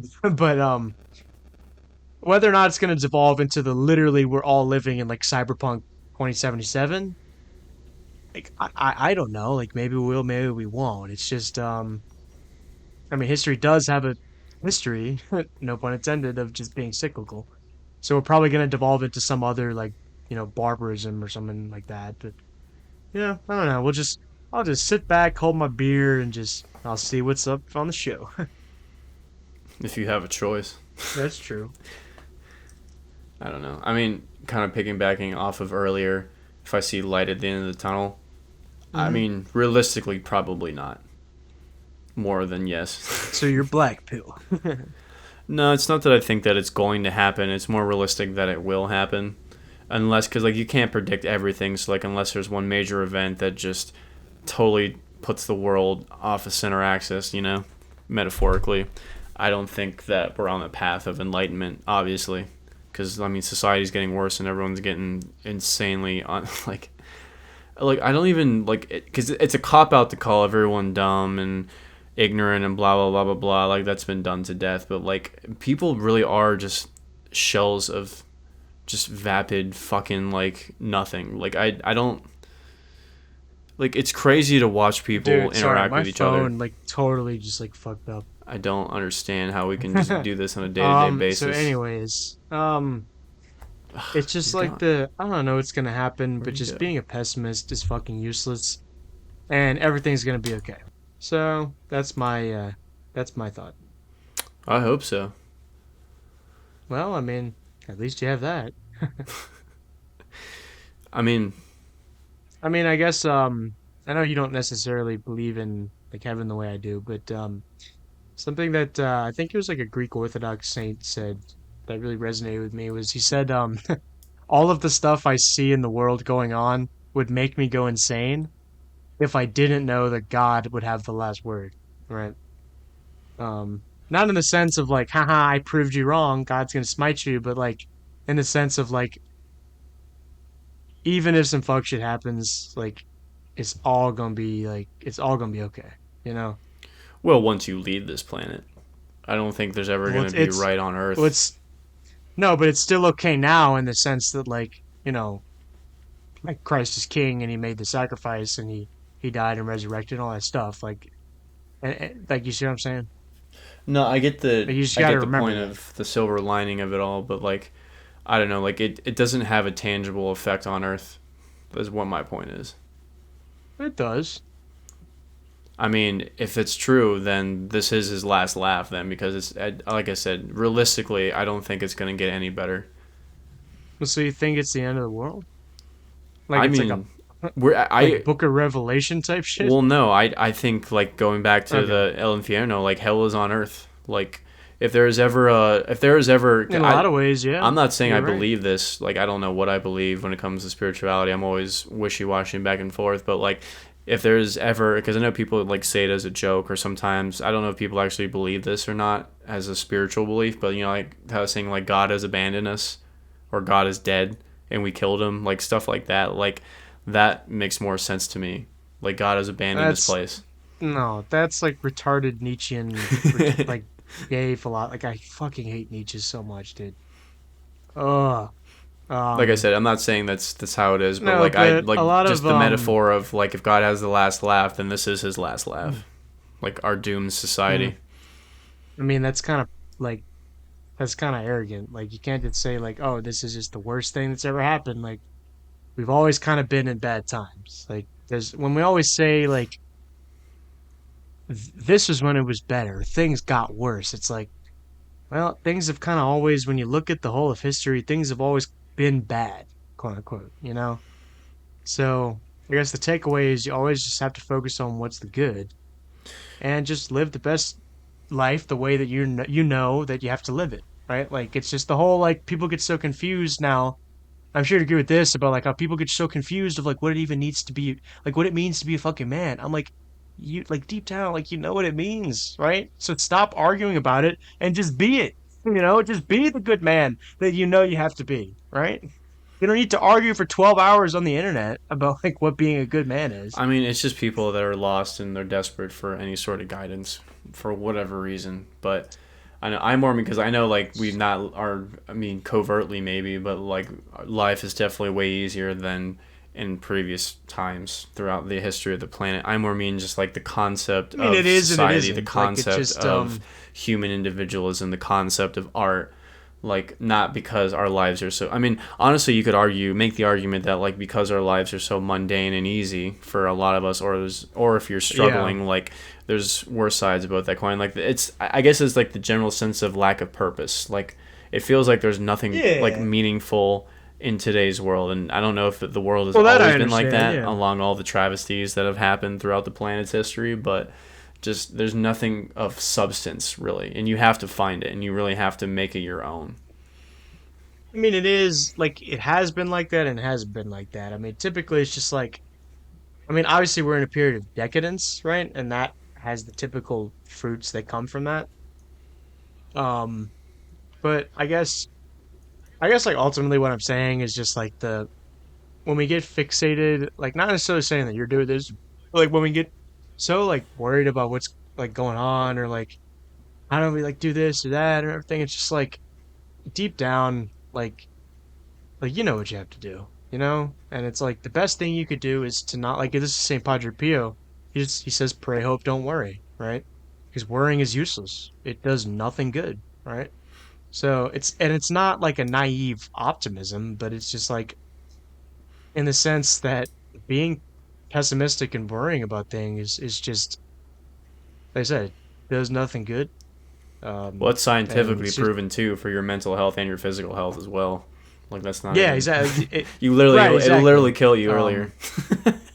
right. So even if you don't believe in any spirituality or anything like that, even if you're like a materialistic determinist, like okay, then like you at least you have the neurons firing in your brain that tell you feel good. Like Yeah, I think you'd rather that than not that, right? So yeah. um, That is the other thing too. Like everyone is just constantly complaining about things, and the only time I really right, and there's no complain is like fucking when I'm like point. on Like it's here just with you to like vent out whatever, or like sometimes like when I'm talking like with my girlfriend late at night. But like I generally we're don't just complaining about people complaining. Yeah, exactly. Like I don't complain about things like on my regular day basis. Like some people like when I go grocery shopping and I, if I'm waiting in a long line or whatever, even if it takes an hour, whatever. Like some people like they legitimately cannot handle being inconvenienced and like they'll complain about it and like it'll just ruin their weekend or whatever. Like it's insane to me. But people just don't know how Yeah, to fucking exactly. relax. They're so neurotic. Everyone's so neurotic. Everyone's so entitled and just ready to jump at the throat and it's just fucking crazy. Yeah, that's what like Philion was. Did you know that YouTuber? No. He's actually right up your alley. He has almost like the exact same paradigm as you. Um, he also looks a lot like you. Um, We're a breed, he us. he was like making fun of this like alpha male convention like talk show thing where or like a panel, you know, where you have like a bunch of people on stage talking about like how to be a man. Right? And it's like obviously there was one guy on there who was calling all these people out and he's like they're like, what is success? And it's like Oh, I success is saw like, you that. know, Yeah, the yeah, fucking it's like fresh and having fit thing. Yeah, yeah, exactly. And then the one Christian guy on there, Andrew Wilson's like it's like guys, like all this is kind of fake and stupid. Like what really matters is your family, right? And then that guy is just like gets so mad. And it's like if you're such an alpha male, then like, well, how are you so insecure about all this bullshit? the sound You bites were know? hilarious. Though my favorite bit is like, "Man shouldn't have 10-inch arms and tits, titties, Yeah, 10-inch guys." arms and titties. Right? That Yeah, was pretty gold. yeah. He's like, you got to do everything like 100%, dude. God, dude. um, yeah. So like, he just kind of makes fun of that, and it's just like the entitled men. Like, yeah, I need to go to like a alpha male panel to tell me what masculinity is. That's It's like, crazy. People paid money to do that. That's insane. hey, so you see what I'm saying? How it's like the solution is like, well, I know not everyone had like the good masculine role models I did, but it's like, you know what? This is what Marcus Aurelius talks about because all these people claim to be fans of like the Stoics, right? But when you actually read the Stoics, it's totally not what those people believe, right? And something Marcus Aurelius said that I mean, I just said it earlier, where he literally says, "Stop arguing about what a good man is, just be one," Yeah, right? Because a part of like I forget where I heard it said somewhere, but like it's like I forget who told it to me. It's like being a badass means like you don't talk about, you don't call yourself a badass. I guess yeah. like you just do it, you know. I think because you're mentioning like how those guys like to quote the Stoics, or like they're very into war, or like the concept of like being the most interesting and most badass person on the planet, or conquering some sort of battle. Like they're warriors, they're fighting for something, right? You have to wake up every day and struggle and succeed and fight, right? That's like their whole mentality. Or they'll quote something from like the Art of War, which the biggest concept of the Art of War was tactical. So it's like I'm gonna What's it? paraphrase, Oh, but like the supreme art of isn't war that what is to subdue the enemy without fighting, or like something where like the best way is like diplomacy to avoid conflict. Like if it's only necessary to fight if you have to. right? Or like, isn't it from the Art of War where it says like the greatest battles were won before they were even fought or Yeah, something it's like like a that? bunch of stuff like that. So Yeah, they no, only that quote like that's the really cool. military Yeah. tactical shit, or like the idea and concept of being a brave warrior. But just like it has no context in the modern world whatsoever. Like the only Right. thing And that makes sense is like, yeah, you should fucking work hard and achieve the best you can. That's really much all they're saying in a nutshell, minus all the cringe shit that they try to fucking peddle to you. right, because the like, I mean, obviously the desire to go to war is like universally felt among men, but it's obviously like what they're really talking about. That's equivalent to just, you know, being able to wake up every day and go to work. Yeah. Like that is stoic, right? Like their concept of Um, war is to make money, like fighting to make money. That's their concept of war. yeah, like right. It's just resources and Money, shit, right? But tits and money. You right. Um, yeah, which is Lambos. like the what was I talking about? Like the desire to go to yeah, because like people forget like obviously because like I've critiqued a lot about how like our culture like doesn't know like they have no clue like they have no concept of just doing things recreationally or just doing things for fun. Like you have to be like the best of the best. Like you have to literally spend like your whole life do nothing fun just to like score third at like a state swimming tournament that like no one will ever remember. You know, it's Very like few people will be remembered in this life after they're gone. So this is all you got. right. Exactly. So I may as well just If enjoy you my life and rejoice in like like it's what we always were taught in school. Like this is the day that the Lord has made. Let us rejoice and be glad in it. Right? Like just the very fact that I'm here now and I'm not dead, like that's reason to be happy and to celebrate. Like I'm doing now, doing this podcast with my good friend, right? Can Um you imagine if we were doing this to climb the fucking totem pole? Because like, there's no way this shit's ever gonna be monetizable with the amount of bullshit that we say, and like, yeah, I was gonna there's no say, I was desire like, to do you build an really audience with think this platform that we're doing. not not that we wouldn't get an audience, but like we could not get like official like monetization and all that shit. Because I mean, I've tried that and I don't get it, and I There's no wonder fuck no. why. There's no way. No, And it's not exactly. like the So like shit if we're saying is that wild. It's just like the language that we use is not suitable for advertisement. That's really all it is. right, so if I wanted to actually climb, I would have to be basic bitch, and like I don't want to be basic bitch. It's So crazy the amount of things that YouTubers have to censor now, like suicide, rape, murder, it's so sometimes fucking swearing. Like stupid, some, dude. I don't understand. Like they'll censor out some swearing, but not all of it completely. So I wonder if there's like Yeah, a specific number it's of totally fucks you can say on arbitrary. your platform. I don't fucking know. It's totally fucking arbitrary, dude. But also, like, I'm like, dude, if you're clicking on something, like, it's pretty obvious what you're getting into. Yeah. Just not, don't click on it. It's just, uh, yeah. But like, oh boy, yeah, I was trying the classic desire to go to war, right? And like the how our culture has no concept of just being good at like recreational things. Like people don't have like growing up, like our age, I'm sure you experience this too, whereas like where you're growing up and like you're in elementary school and high school, you think being talented means like you have to be like the fucking best of the best. Like Yeah. I have to play guitar like some badass dude from like Spain, it's like people forget that a talent can literally be just like, yeah, I have the work ethic to just like get up Monday through Friday really early and just go to my job and just do it because that's what I have to do, right?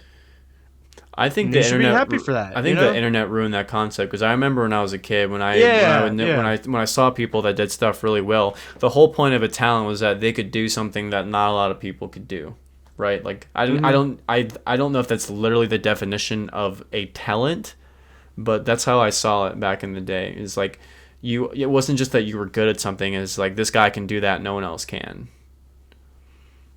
But now Yeah, with the right. internet, it's like you can find so many people that can do this shit, and like the line keeps getting raised and the bar keeps going higher.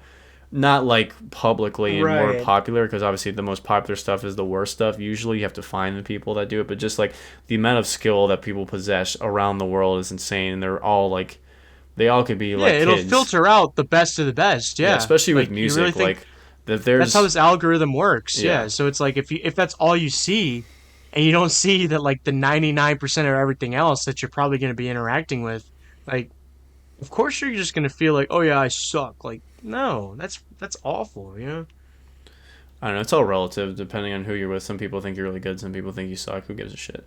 If you enjoy it, Sure, just yeah, do it. That's the exactly. whole point. Like, if you were born with a Yeah, right. gift or you've like mastered a skill, that's different than you like just trying to be kind of okay at things and trying to get better and learn and grow. Like it's the linear progress is what makes the difference, as opposed to you just be like, I need to be the absolute best at this. There's no one better. There's always someone better than you. That's I don't know why people don't understand that, and that's why Yeah, that's what the well, we whole red pill haven't thing falls apart in that whole sentiment. Like you're never gonna be fucking better than anyone else, ever. yeah, no, that's actually such a good critique. Like I never realized that. Yeah, because the whole point of the red pill is like you gotta be the best man, dude. And it's like You're not going to. bet right, just be the best man that you could be, not the best man because you're better than the other guy. Like who the fuck cares? The ironic part is That's that their audience is like just so insecure and desperate. Like none of them are probably going to be successful ever, no matter how many courses they pay. Like it's not meant to. Obviously, it's not meant to improve yeah, your life. It's meant to just fucking that's take what, your money. But fucking,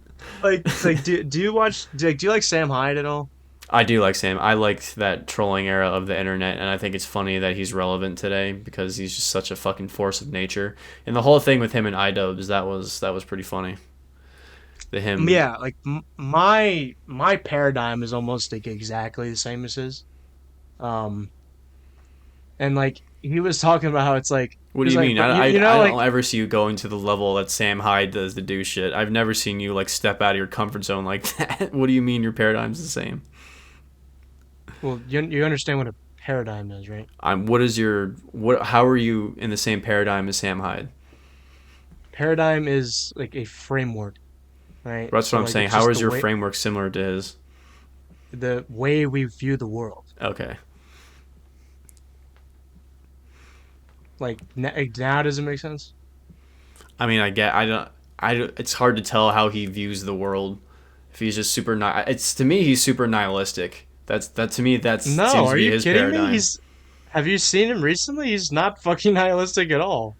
I don't know. I haven't ever heard him like actually to be fair, I haven't heard him level and talk about like actual shit. I've only ever seen his trolling stuff or his like just discontent for everything. So I don't actually know his views on anything to be honest. Now that I think No, about it. no, Sam Hyde is very he's very pro-Christian. He himself like he believes in Really? God. Yeah, Huh. of course. Interesting. Um yeah, he's very much like he's like I believe in God and it's like I don't know exactly how it all works, but he's like you like Catholics and Orthodox like keep doing what you're doing. He's also very like um similar to me where it's like we're not pro nepotism because nobody is, but he was making fun of people who whine about nepotism and how that's just like a dumb man's like this whole like you gotta pick yourself up by your bootstrap. Like when he said that, that totally just like resonated because I was like, that's my thoughts exactly. Like this whole like American like bootstrap obsession is just retarded. Um, and Well, then that's more of a also boomer just thing. The boomers ruin that shit with that phrase. yeah, exactly, and also just the way like his view of like what it means to be a man is very similar. Um, where his whole point is like he's just like guys like some of the questions he gets, he's just like basically all I can tell you is like when you tell me like I'm so worried, I don't know how I'm gonna do this. He's just like guys, you're a man, you're gonna figure it out. Like that's the whole point about being a man. Like it's hard. Is it hard? Yeah, but it's like that's just the point. Well, there's Yeah, also not and one also way too. That's the other thing. Like, just you got to figure it out for yourself.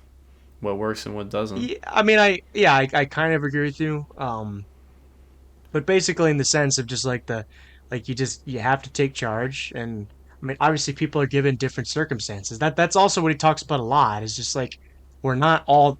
Yeah, I guess in that sense you are right. Like we're not all the same, right? People were given different hands in life, so you got to work with what you got, Well, you can't give the same right? advice to every fucking person on the planet. It's not even practical. That you're right. Yeah, just in the but like you see what I'm saying of like the whole like we were all given different hands, so it's like you just got to get make the best of what you got, and that's why he's very like anti uh you know making like he's very he makes fun of people who hate nepotism because he's like that's just a dumb man's game, the idea that you can just climb any ladder, you can accomplish anything, like that's retarded boomer gobbledygook, Yeah. right? Like, is that fair? Is that just? That doesn't fucking matter. Like that's not how the world works. So instead of getting mad how this guy at this tech company you work with gave the company to his son and not the incel Indian immigrant dude who no one likes, then like just realize that that's how the world works, you know? Like parents are gonna prioritize the future of, their kids and their family members more than someone who is not related to them, right? Yeah. I remember I can't remember, I was having this conversation with my parents, and I'm only bringing this up because it's literally what the discussion we had. I don't even want to fucking talk about it because we can go for fucking ever. But my mom was complaining about some like trans thing, and she was like asking my opinion on it. I'm like, honestly, I don't really give a shit. And then she was like, well, how is it fair that, and she used I think it was like a dude that was trans that entered some sort of sport, whatever. That's like the popular one that people argue about. And she'd be like, what would you tell your kid about, if they got unfairly treated? I'm like, it's a good metaphor for life. Life is never going to treat you fair. You're supposed to work your way around the dumbasses around you to make your own success. You're supposed to figure stuff out and survive. Like, that's the whole entire point. Like, nothing, the people that get handed to for things, their life usually is not that great for that long because they're so isolated from having real connections. They're going to be depressed and miserable by the time they actually have their awakening, or their life is going to be so stressful because they don't actually know how to figure shit out, and then once their supply dries out, then they're pretty much fucked. So it's like the whole point of life is you're supposed to make the best of what, like you said before, whatever hand you were given, and figure it out, because Right, if you because don't. just you were yeah, because just because you were given like a lot in life, like that's not a bad thing, you know? Because the whole point is like, all right, I got a lot of stuff. Great. Stop complaining about how I have more than you, I guess. This is like Sam Hyde's thing. Like you can't do anything about that. I mean, it's, Am it's I all a relative and am I a subjective, so bad it's like you don't have to be right? It's happy like am having I a a lot of shit anyway. It just depends on what you value. Like, if you right? value It's like having am a I lot of also money like and I'm not fame, a then fucking, if you don't get it, then yeah, your life's gonna suck because that's what you value. Maybe you should value something else that's actually achievable to you. right, and it's like the money and the fame. Like I don't give a shit about the fame, like the money. When like people talk shit about it, it's like you were born in like I'm like, fuck off. Like, am I a bad person because of that? No. Well, the only thing that's different with money is, like, I do understand that, like, the people, like, money only solves the problems that are tangible to you. It's not going to solve your mental state. Once you're past the idea of you're going to not struggle to live anymore, like, you're able to pay your bills, you're able to order what you want at a restaurant, you don't have to figure out how you're going to feed your kids next month, blah, blah, blah, blah, blah. So, like, once you get those basic needs met, then you can stop valuing money. You know what I mean? Like, if you're not struggling to live, because money is only important when you don't have enough of it to support yourself or your family, or your kids or whatever. But after that No, point, then it's yeah, fine. no, I agree with you. Like I don't want people to like, be in destitution, but like But that's just me a basic having human thing that we all need. So, like, and it's right, and I of course I desire prosperity for everyone, but it's like me having money has nothing to do with your life, right? So you could fuck off, right? well, like we are saying before, like being bitter about it and like being like resentful is not Right, going to be that does helpful anyway. nothing. Even if it, like, you could have someone legitimately steal all of your money and there's nothing you can do about it. You can't do anything legally because they got you fucked. You can't do anything physically. Like, let's just say like somebody completely fucked you over, not even like literally to you, and you can't do anything about it. It's not Yeah. even going to help you to be mad about that for the rest of your life. because and it's something that directly happened to you. So it's like it's I don't know, like I use myself as an example, right? Like I don't think I'm ever going to be monetarily like successful, or I'm not going to ever achieve any level of fame, right? Um, Well, how are you going to achieve it if that's your mentality? exactly. Well, You gotta have mainly, the warrior mindset, dude. The warrior mindset. yeah. I kind of desire, like, honestly, like, if I was poor, but, like, I was well known, I'd rather that. For some reason, like, I feel like if I had a ton of money, I would just be way more miserable than what I am now because I feel like there's this Really, balance. dude? I feel the fucking opposite. Like, I'd rather just have a shit ton of money and like no one knows who I am. I don't care about people knowing who I Well, am. it's the concept of valuing things. I feel like if I had it, like when I buy stuff now, it's because I usually can't afford it or I have to finance it, right? So it's like I've probably made a poor financial Mm, decision to buy a guitar or something that I really want or go on a vacation. Like it's like I right. feel guilty for buying it, right? But I still enjoy it. So like I feel like if I had like all the money in the world or at least not enough to struggle and I bought something, like I feel like the impact of kind of go away. It's like, ooh, this isn't taboo anymore. This isn't like me treating myself as like, oh, I'm just bored, so I'm gonna go spend money on something, but I don't even fucking like it anyway. Like I feel like that would be my mindset. So like I like the idea of having like some sort of responsibility. Like I can't buy this because I can't afford it.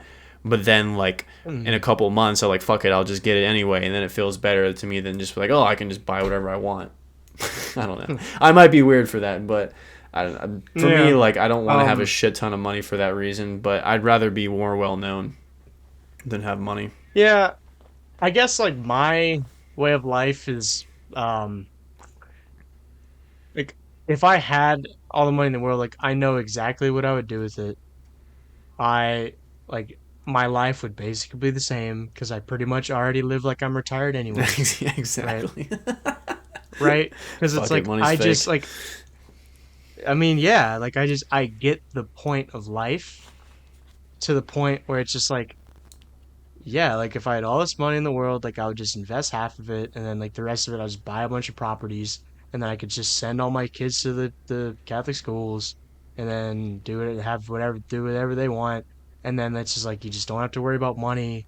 You know, you could just spend your life, you know, reading the classics, watching all the great movies and just, just have like, just like just leisure. Like that's just really just like what I want and what a lot of people want. I mean, I already have that basically, but Yeah, I mean, um I think I'm with you. I think my mindset on that will change when I actually have to have, you know, when I have to like use money for like, God forbid something happens to me or my family, like I or whatever, right? If I right. actually have to spend money, like if my car gets fucked and I actually need like I need a car, I can't just not have a car.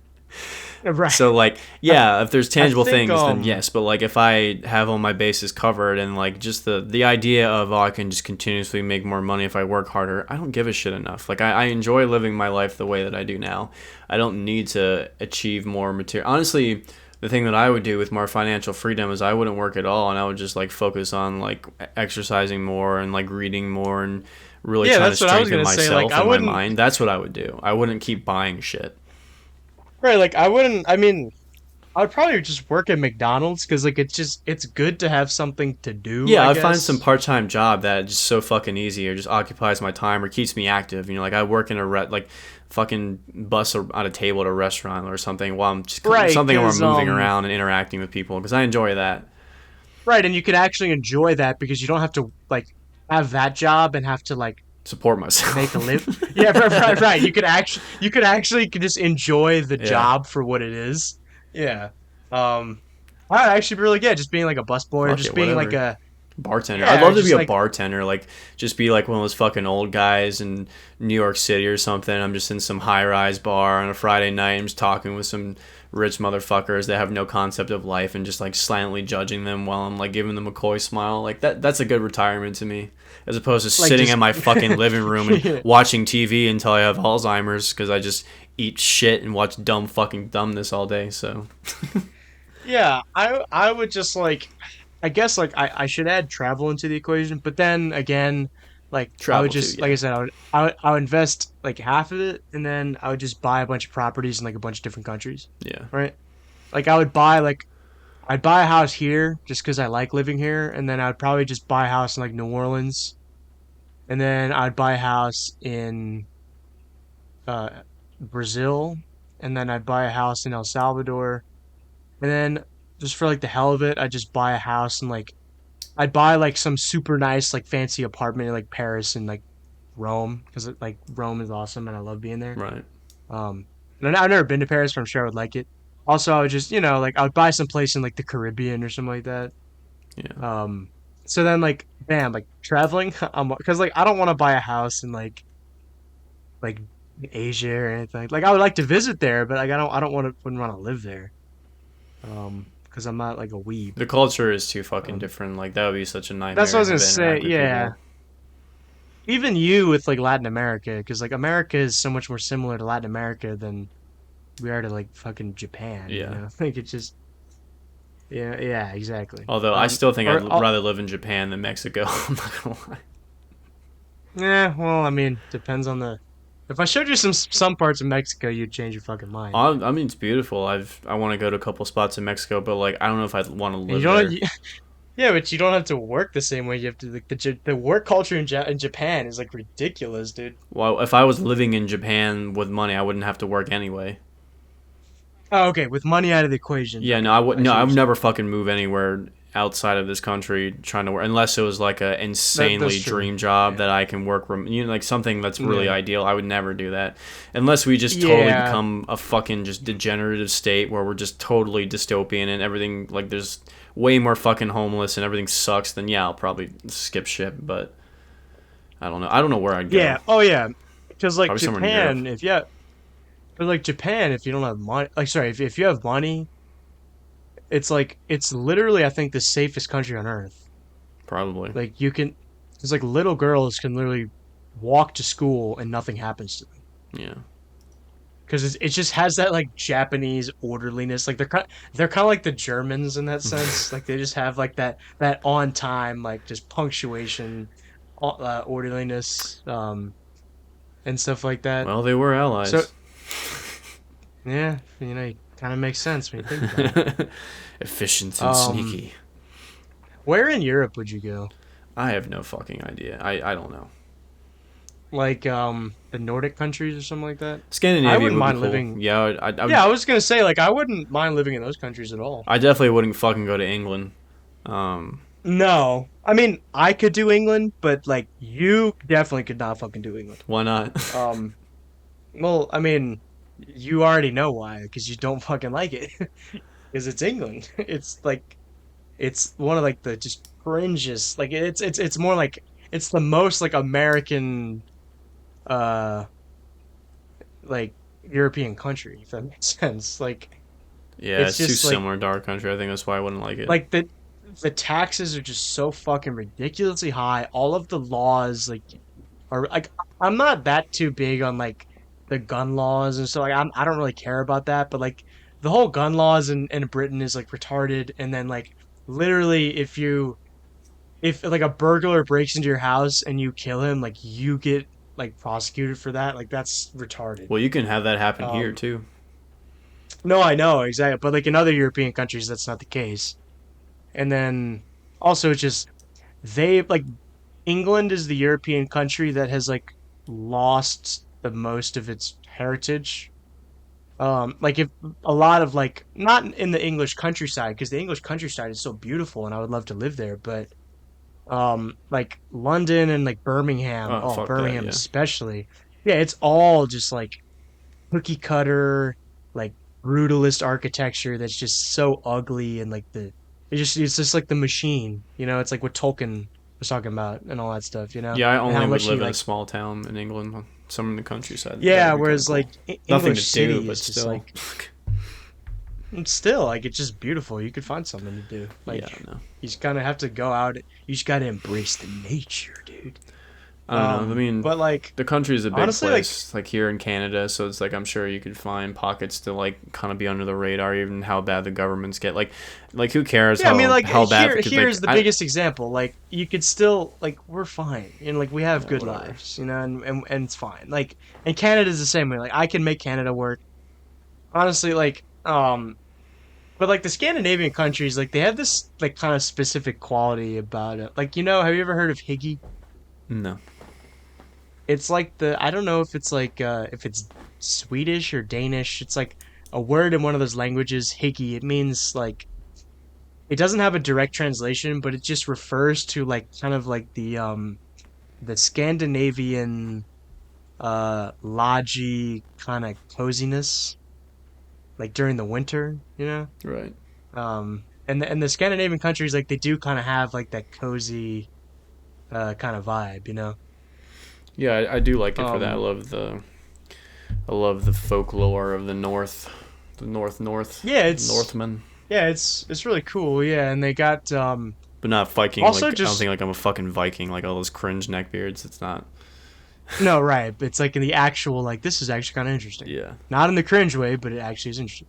But also like the way like the safety nets work in those countries and like the I know um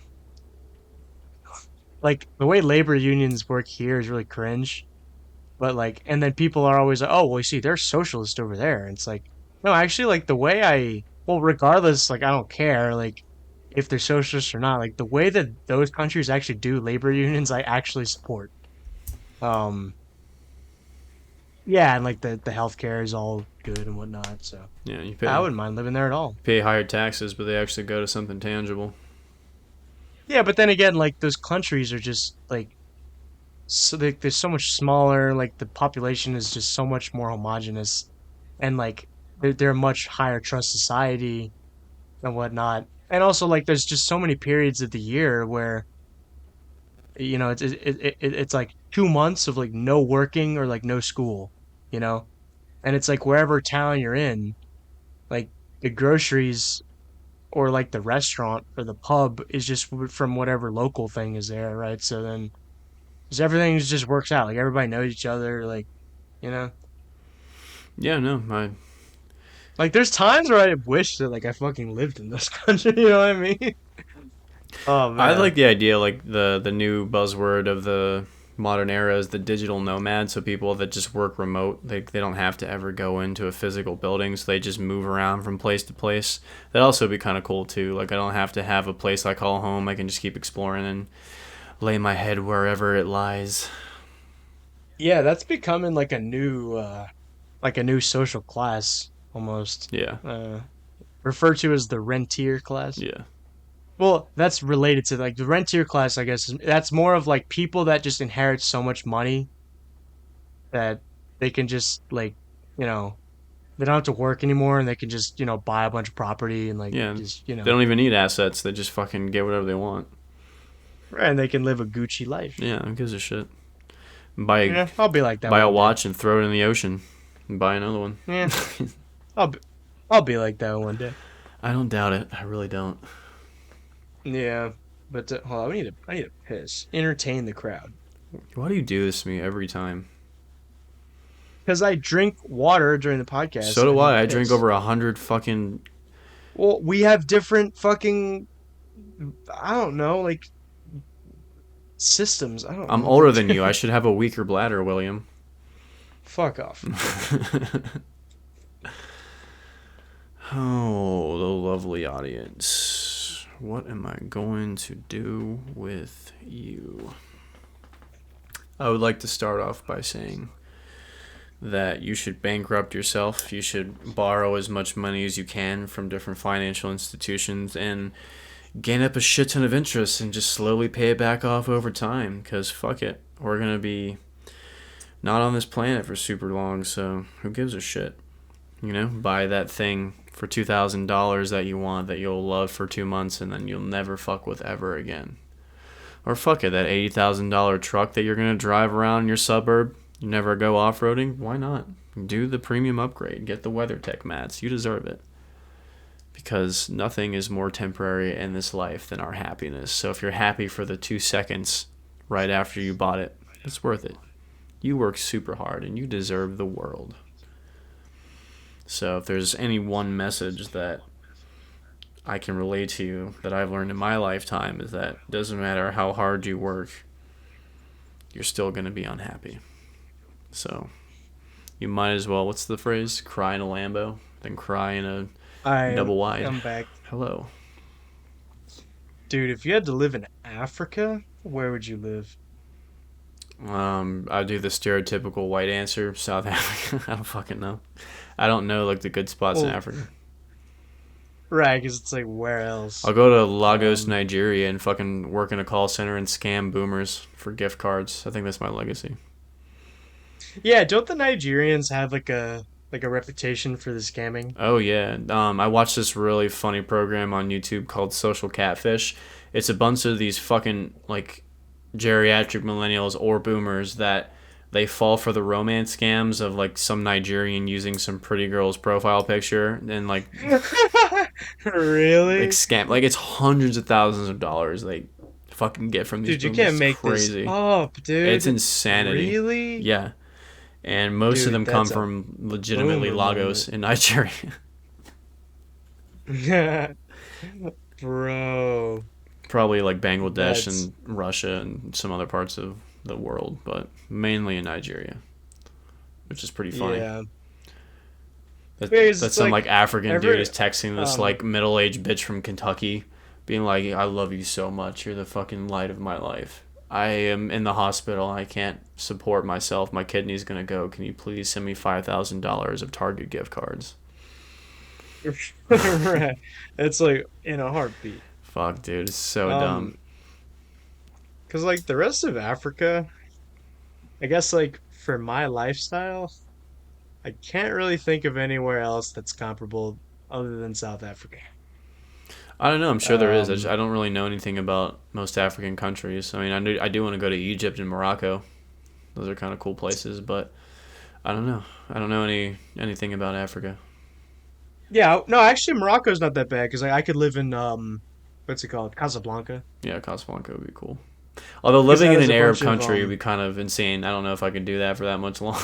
The fucking rules. yeah, no, that's true. Well, no, Casablanca is a little bit different. I said, yeah, probably. Maybe Dubai. I feel like Because rules don't apply to anyone in oh Dubai. You can no, fucking drink dude, as much that as you shit's want. like gay. Dubai's like almost like too much. It's like total bizarro Yeah. land, like just decadence. Like I don't want to be around that. It'd be fun to go like visit a week there and just pretend to be rich and fuck around and just have fun and come back to my normal life. I would rather go to Oman. Oman, like, have you seen pictures of it? It's actually beautiful. No, I don't think I have. And they're also very they're referred to as the old grandfather of the Islamic world. Like they're not violent at all. They're not involved in like global politics.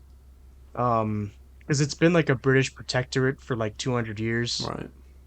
Um and like like the tourism, like people go there all the time and they've said like, oh yeah, like I was able to like ride on a camel in the desert Hell and yeah. I didn't have to fear for my life, right? Although I think it'd be kind of cool um to like, because like a lot of times in the Middle East I and want to also do parts of that. stuff, That shit looks awesome. I'm sure the food is god tier. But sometimes like I've seen, like, because I'm into ancient ruins, so sometimes when people go to these Middle Eastern sites or these sub-Saharan sites, like the tour guides they go with legitimately give them AKs and they go off in forerunners or jeeps or whatever, and they're just going to their destination carrying rifles. Like that's pretty sick. Yeah. Yeah, no, but Oman is like if you want, or in that other part of like the, because isn't Dubai like part of the United Arab Emirates or whatever the hell? Yeah, because Dubai is just a city, I think, in the UAE. Yeah, I think it's like, is it Abu Dhabi? I think that's the capital, or I might be Yeah, wrong I'm on that. pretty. I don't know. One of those two is the capital, I think. Let's find out. Yeah, because like there's some place in the UAE you can go to where it's like similarly like beautiful Islamic architecture. Also, you can ride a camel in the desert and don't have to worry about getting shot. And then like, and then you got like, Oh, it's really close to hold on, UAE too. let me see. Yeah, Abu It's Dhabi is the not capital. Okay. yeah, it's not Qatar. Because Qatar is retarded. They're they're Qatarded. Nice. That's And then yeah, no, yeah, like Abu Dhabi. That's like where you go to like I want to ride a camel in the desert and I don't have to get shot. yeah. No, but look at pictures of Oman. It's like drop dead like gorgeous. Like I'm sh- stereotypical like exotic like Eastern Islamic lands. yeah. Yeah, it looks But nice. yeah, Definitely somewhere on the coast would be cool. Yeah, and they have a lot of cool resorts with like this pools that are like in the middle of the desert. Like that looks awesome. Yeah, I do want to go to some places in the Middle East. I'm not gonna lie.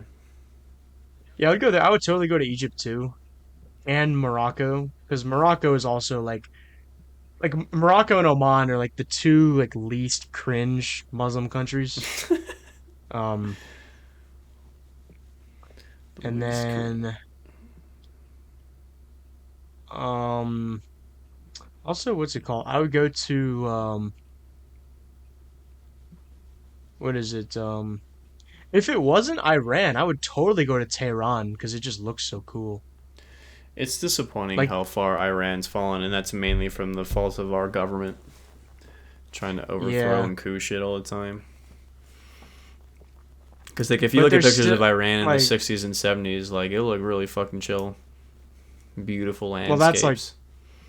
that's like nice. Like, well, because people always say like the ooh, women could get an education, and like I don't really care Well, I about mean, every that. country has its problems. I'm just saying, just like it was more civilized society back then than what the U.S. government turned it into. Yeah, and it's like also like just for in terms like on average like in terms of ethnicities like for people who are ethnically Persian like they're like I think on average like they're like the most proud or one of the most like proud ethnicities like of being that ethnicity. Right. Like They're if you always ask them, they're like, "Oh yeah, I'm Persian." they're a massive empire. Yeah, like they're proud people. So are the what's it like I think also like the Chinese are like that, but a lot of that's from like actual like brainwashing. Egyptians are like that too, because I didn't realize in Yeah, Egypt like they no, they have. are, yeah. I thought most people in Egypt just had like a lot of Arab descent, but a lot No, of them not at have like no, actual like actually, ancient yeah. Egyptian DNA, which is crazy. Yeah, actually, yeah, because you could take the DNA from like the average person in Egypt, and it's like the same thing as like they're the Coptic people. They're Yes. the same people.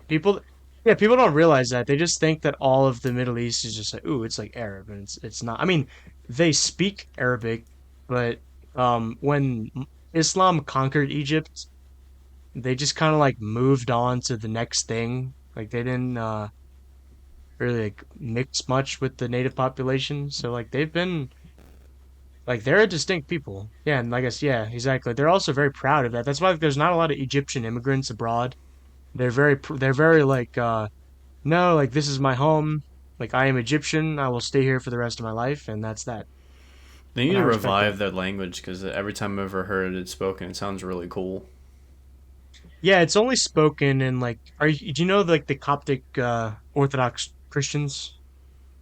Uh, what do you mean? Do I know them? Like have you ever heard of like the like of Coptic Christianity? Like the Patriarch of Alexandria and all that stuff. No. So like in their liturgy, they use the Coptic language. So like people don't like speak it as much anymore.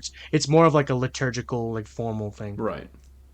Kind of like how in the West we use Latin and in the East they would use like Greek Right. and Coptic. Yeah, it's like that's like their equivalent of the Latin. But it does sound like really cool. Especially when you see it written out, it's like whoa. Yeah, I just like how everything is pronounced. Also, the concept of like a dead language being revived for some reason just is very, very cool in my head. Yeah, they did that with Hebrew. Yeah. Um, Um That was like I think the only time that it was really successful because they've tried to do that with other languages and it just doesn't work. well, Hebrew makes sense because there's a large Jewish population across the world, so there's a lot of people that are able to speak it proudly. Right, because that's how like they could it's part of the reason why like Jews were so like successful is just because Jews from like Germany could interact with Jews from the Ottoman Empire because Yeah. they had the commonality of like they could communicate in like written Hebrew, Yeah. right? Similarly how like the European elites used to communicate to each other in Latin, right? So they had that commonality. And that's how like you because if you can't communicate, then you're not going to be successful, right? Um, Right. Yeah. but I think yeah, but like the Hebrew kind of like common tongue movement started in like the late 1800s. And but it's interesting. It's not like Greek where people have just spoken it for like 4,000 years. Because like Greek now is very different than ancient Greek, but they literally just like started speaking it again.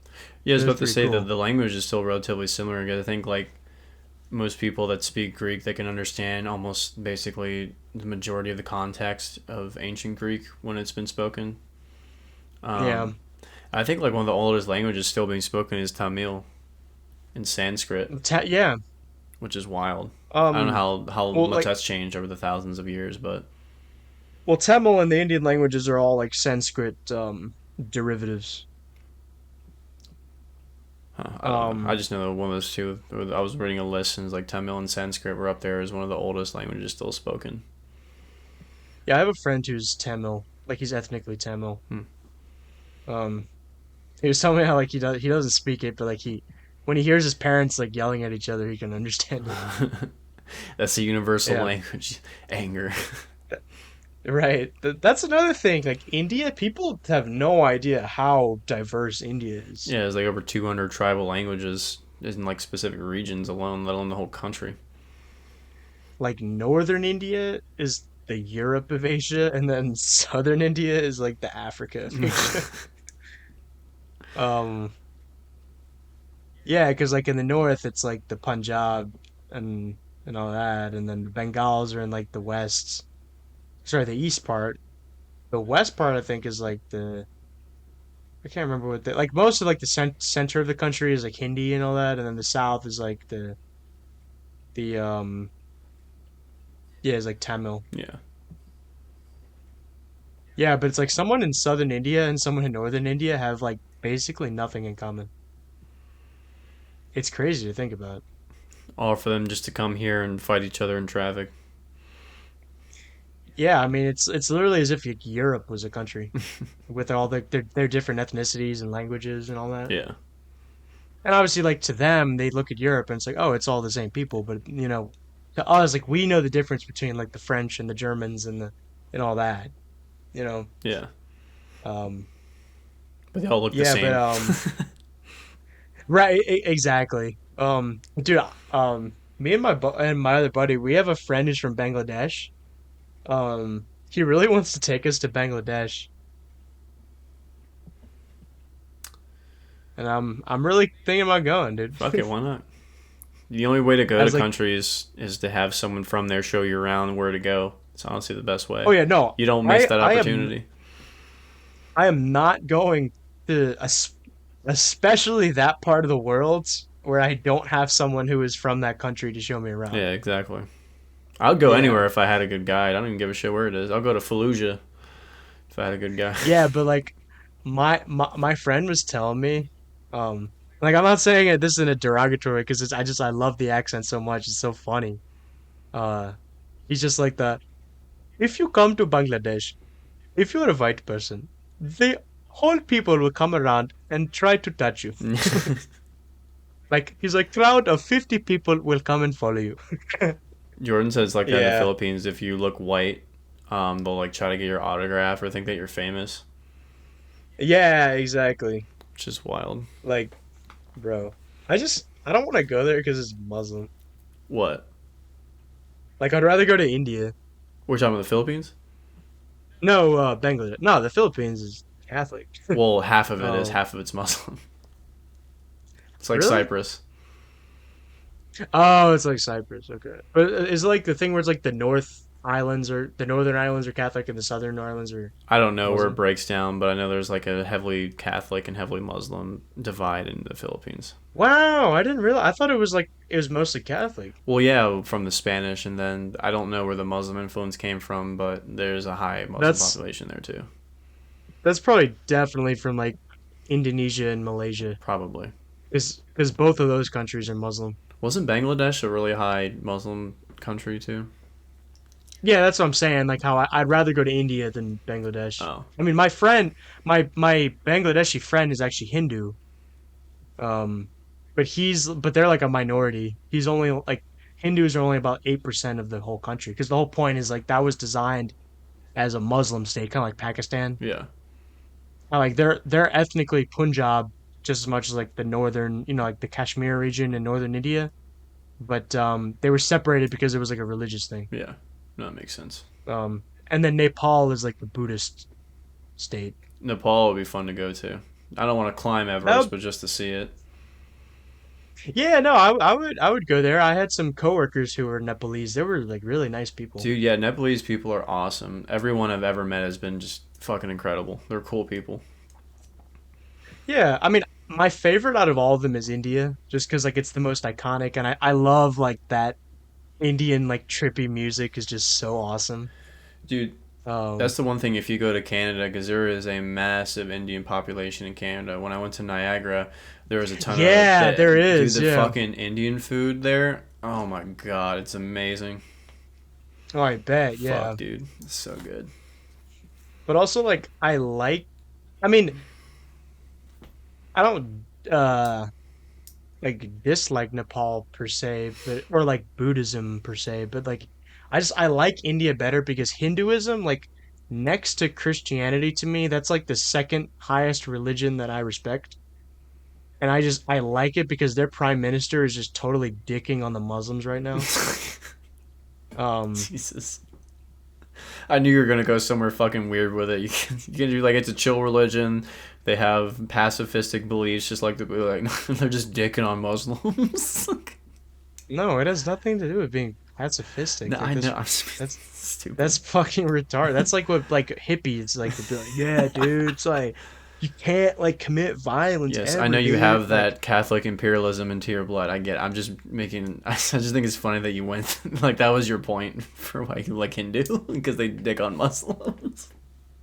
it's not necessarily the imperialist thing. I like how it's just there's certain things about the Hindus that like I actually really respect and like am into. Like I mean they have an interesting history. Like they're like one of the most ancient religions in all of the world, right? Besides the Sumerians, I think Um they are. Well, I don't know if anyone practices the Sumerian religion, but I think Hindu probably Probably is one of the not. oldest religions modern, and or that's still being practiced. I know people practice Zoroastrianism in a little bit, but Well, I that's don't know just the how old offshoot of that is. Christianity, isn't it? No, I think it's well, I don't know if it's before or after. But it's like the indigenous Persian, like it's the pre-Islamic Persian religion. Oh, okay. What am I thinking of? I'm thinking of something else. What is it? Not Zoroastrianism. That's what I said. Mormonism, the most ancient religion. What am I fucking thinking of? Is it Zoroastrian? Because what you just said, like I that makes more sense. I think it's the Persian one. I don't know. I have no idea how old it Oh, it's is, an but Iranian religion. So I guess yeah, Persian, like you said. Okay. yeah, What am because I it's thinking like of? it's the pre-Islamic uh Persian religion. I Are you get thinking yeah. of Fuck. like some like pre-Christian paganism or something like that? No, it's not pre-Christian. It's after Christianity. Fuck. What am I thinking of? I'll remember later.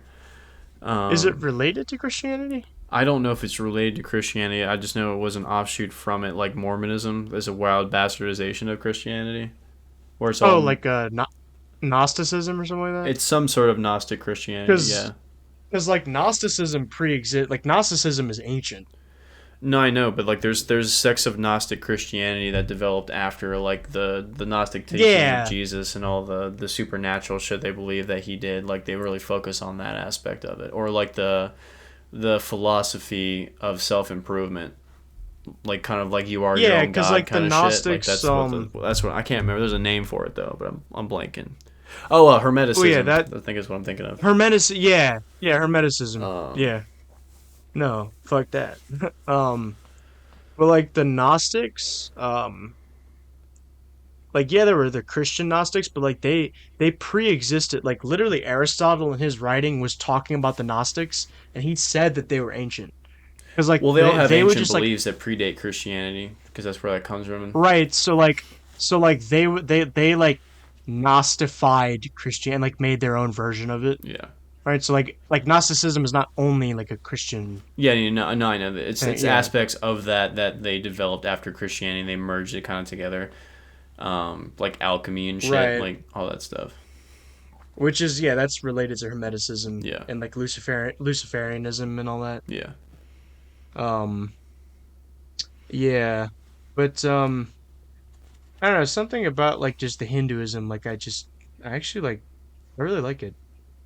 I I mean, want to it's get more probably into it. like, I like the from the mythology that I learned. I thought it was cool. All the different gods and goddesses, and I need to learn more yeah, I again. mean, it has some like weird like demonic shit that obviously I can't endorse, but like I guess like just in terms of like the average Hindu I interact with, like I have more in common with them than like my average fellow Westerner, if that makes sense.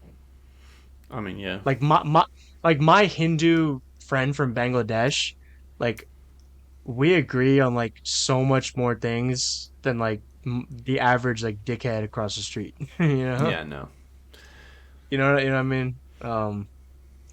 He's also just like such a nice dude. Like he was telling me he said like the thing that they always taught him in school is like whether we're in Bangladesh or if we're in India or if we're in America, like you always have to just like be thankful for what you have wherever you are and just make better your community wherever you are, you know? yeah, Even if you right, like even if you're taken from here or you leave uh voluntarily wherever you go, you have to make uh you have to be like a good person to the community and like you can see what he's getting at, you know. I mean, just always be thankful for what you have. appreciation is totally not a Western ideal. Entitlement is. So, yeah, I Right, totally and I get think that. that's just like a yeah. So you start young. I was watching. Obviously, this is a totally obvious point to make, but it's just the drastic contrast is always fucking funny to me. Where it's like they took a bunch of kids from America and they're like, "What do you wish for more in the world?" And they're like, "iPhone, a bunch of money, all this other materialistic shit." Then like you ask kids from like the Middle East, like, "I wish to eat bread again," or "I wish to see my dead mother." You know, like actual things of. I mean, bread's not a thing of substance. It's a substance filling, but you know, it's just Right. like And the it's like contrast of I that. just yeah, something that like the Western world mostly, but also just like America and Canada especially. It's just like they don't understand that like true wealth is not money. It's having like really deep rooted family connections and traditions, right? And just living that really meaningful, satisfying, fulfilling life, you know. Not saying that money isn't important, but like it really is like I mean, the money can't buy you happiness is very true that like the void that's there is not going to be filled by money, right? Well, it's just like Um once, like I said before, once you have your basic needs met, everything else should be more important than money. right. And it's yeah, like I said I agree with you like yeah, like the basic needs and like everybody like just, being able to like, not have to just be constantly worrying and working all the time is something I support a lot, Yeah. right? But it's like people just forget that like there's deeper like spiritual issues and like how to deal with life that like if you don't have that like solid basis, like that solid foundation formed, like you're just gonna be more miserable, you know? Um, No, I agree 100%. yeah, because I mean, it's like is living a very leisure-filled life where you don't really have to work very much and don't really have any cares in the world, is that necessarily wrong? No. But it's like that's very different for someone who's like was born into that kind of family, right? And like they learn enough about themselves and they have enough experience with that so that like they're expecting that later on in life and it's like it comes and it's cool and they know how to deal with it where it's like whereas you have like the whole like nouveau riche like Andrew Tate people where it's like they've never had all this money before and it just totally is just gonna fuck them over in the end because it's like you have all these Bugattis but like it's all gonna end. Like is that really more valuable than your son or daughter? You know? I think it can be. That's fucked up to say, but like depends on who your family is. But I think the actual art of appreciation is like what defines or what makes the difference between like financial freedom versus just like direct hedonism. And I mean, life is short, so like, fuck it. Like, in all honesty, like, whatever. If it actually does make you happy, I'm not going to take that away from you. Like, if you really want that lifestyle and you're not actually miserable and you, like, fine, just go for it. Shoot for it if you want to. But just, like, have it to be a blanket Mm. standard for everyone is just insane. What being the blanket standard? Like achieving so much material success where you have to live a lavish lifestyle. Yeah, yeah, that's clearly, and like even people that like I really disagree with on like a lot of things, like Destiny, like call Andrew Tate out upon that. I'm like, yeah, I agree with you on that, you know, Yeah, I mean, you should be because able to like, have your own destiny and be the best person you can be, successful in every right, whether it's your health, your mental, or your financial situation. But but like, also like those people are just living like a masculine power fantasy. Like it's so yeah, stupid. like Like, it's because like well, they're insecure around women. Like if they were confident around women, they wouldn't give a fuck to do half of that right, shit. right, Like they're and it's scared that the like, women, the hot model, they're like, oh dude, I have to make a bunch of money or she's not gonna love me. It's like you don't find women like then that. Just don't maybe, find a fucking woman that yeah, is shallow and then materialistic. They're find out someone there. else. Like, Fucking yeah, just I know yeah, exactly. Instagram That's says what I was gonna say. otherwise. Like They that. are out there. Maybe you don't go someone with a BBL.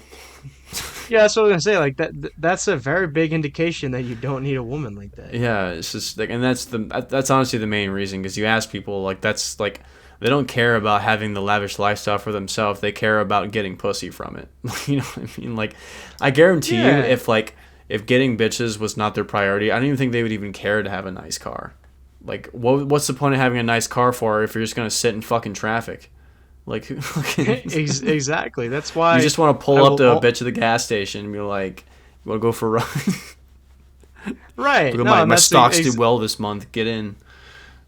right. And it's like my do too, but like me explaining to like I don't need to explain to my girlfriend what like stocks are. Like that doesn't matter. You know, like we're just kind of just like every time I'm there, we're just enjoying the scenery, going swimming, going to the beach, and just going to restaurants and just having a good time. You know, like you don't need to be Mr. They Millionaire just have the James Bond to fantasy when it's like average looking fucking dudes, or even worse, like trying to think that they can do that shit if they get like a bunch of money. It's like it's not right. doable. Well, Yeah, like you see what I'm let me take saying? that Like you back. It just is doable, but it's not going to be substantial. Like you're gonna just be fucking numb from it, trying to get these women that don't actually give a fuck about you. Like, is that really what you want to strive for? right. Like, I guess Yeah, it's, no, and it's yeah. when I've heard it explained to me, it's more of a power move. Like they like the idea of like having a woman under their thumb to control through money and power. But that's like that's sadistic and creepy. Well, I mean, yeah, That's but like the it's 50 Shades of Grey type like cringe. but that's what the whole point is. Like they're insecure, so they have to like express that power dynamic because they don't actually like. There's nothing about them that They people need the wouldn't. validation, yeah. That They're like too, it's like the opposite of the feminists. but Like that's what I was watching this guy like making fun of like the Fresh and Fit and he's like because like it was like Marlon, like the guy who like runs the podcast, like explaining what he wants in a woman, and then the guy watching like the video, like reacting to it, was like, "Okay, dude, do you want a daughter or do you want a wife? Like yeah, they what?" just want someone so submissive to not ever call them out on their shit because they make too much money for them to complain. Like that's what they want. They want to make so much money to where if they do something shitty, it's not going to matter because their woman has a lavish Right. lifestyle. Like that's what they're going for. Like they can't, and that's why like the same thing. Like I'm a fucking regular dude, right? Average looking. I Yeah. don't make a ton of money, but like I have a You're the stable everyman. relationship and like He's like the everyman. you know what I mean? Like I'm not worried about Yeah, like no. going out and It, getting pussy. Like that's not a struggle that I fucking have or really ever had. right, and that's why I've only ever that gotten pussy that because of my apathetic sense of humor and my not give a shit about anything. Like fuck, that's the only way I've ever gotten pussy. why do women not So it's like um yeah, yeah, it's no, like you said they need that's why the that advice is so retarded because like for all those people watching that, the advice they need to be given is like, look, you're an average dude. Like literally what I just told you right now, Jason. Like me, it's like when I go to like El Salvador, it's like yeah, it's cool in the sense that like oh yeah, I have money and like I could spend all like I can pay for all the meals we eat, but it's like we're just doing normal people stuff. Like wow, we just go to a restaurant, we like swim around in a pool, go to the beach, like just like hang out with your family. Like it's not you don't need to be Mr. Millionaire. That's all like stupid, dude. you want to And think like yeah. Sorry, go ahead. let's say again. Sorry, I go don't ahead. really know what else I was gonna say. Okay. I mean, it's just like that's just so like, yes, you can achieve it, but like you need to look at it. It's like you need to give these people like advice that's not like bullshit. You know, I think Like is the most. actually, not guru advice. You know? Yeah, I think the most infuriating part of it is because it like I said before, the whole thing is centered just around you getting pussy. Because I don't think people that make a ton of I feel like very few people can make a ton of money, have a bunch of expensive stuff, live a lavish lifestyle, and like their main focus is because they want that, as opposed to like not getting a bunch of women. I feel like the playboy lifestyle, like that's all intertwined with it.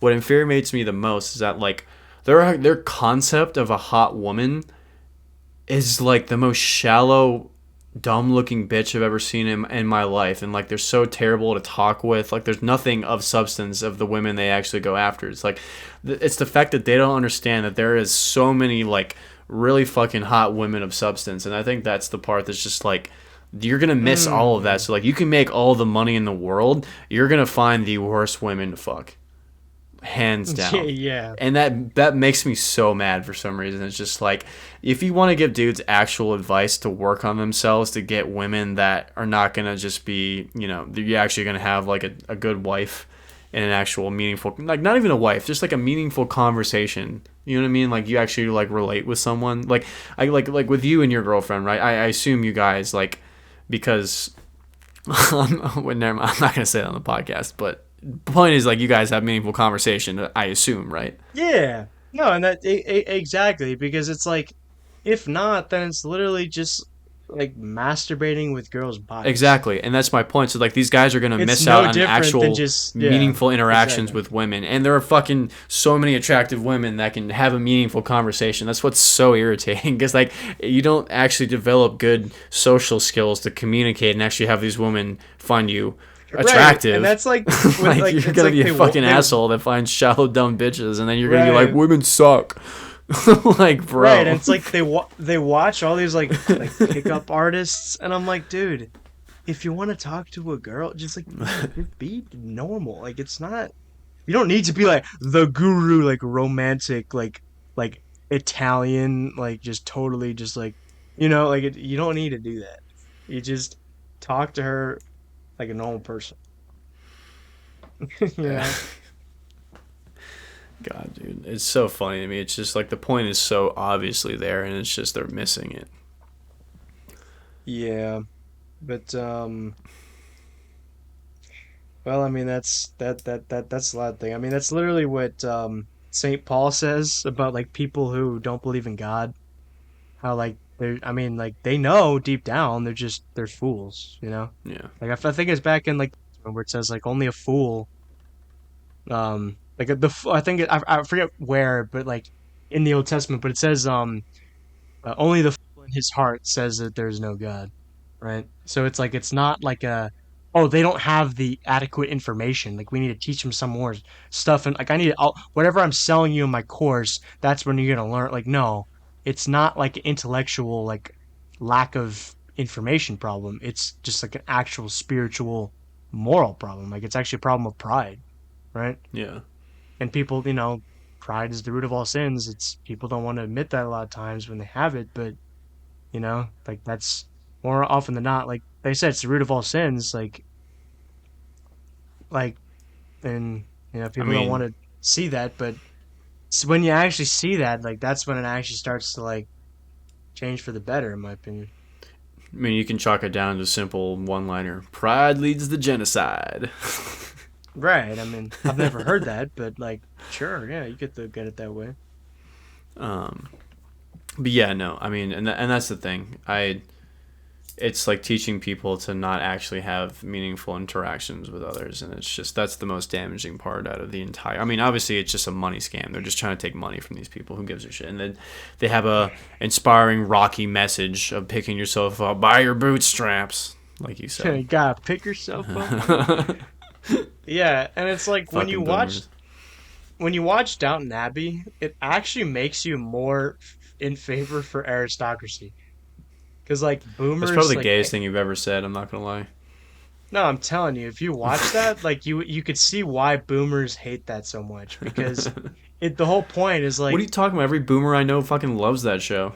no, that's not a thing. It's like what you said Yes, it about like is. the boomers who listen to classical music, like that doesn't exist. Are you kidding me?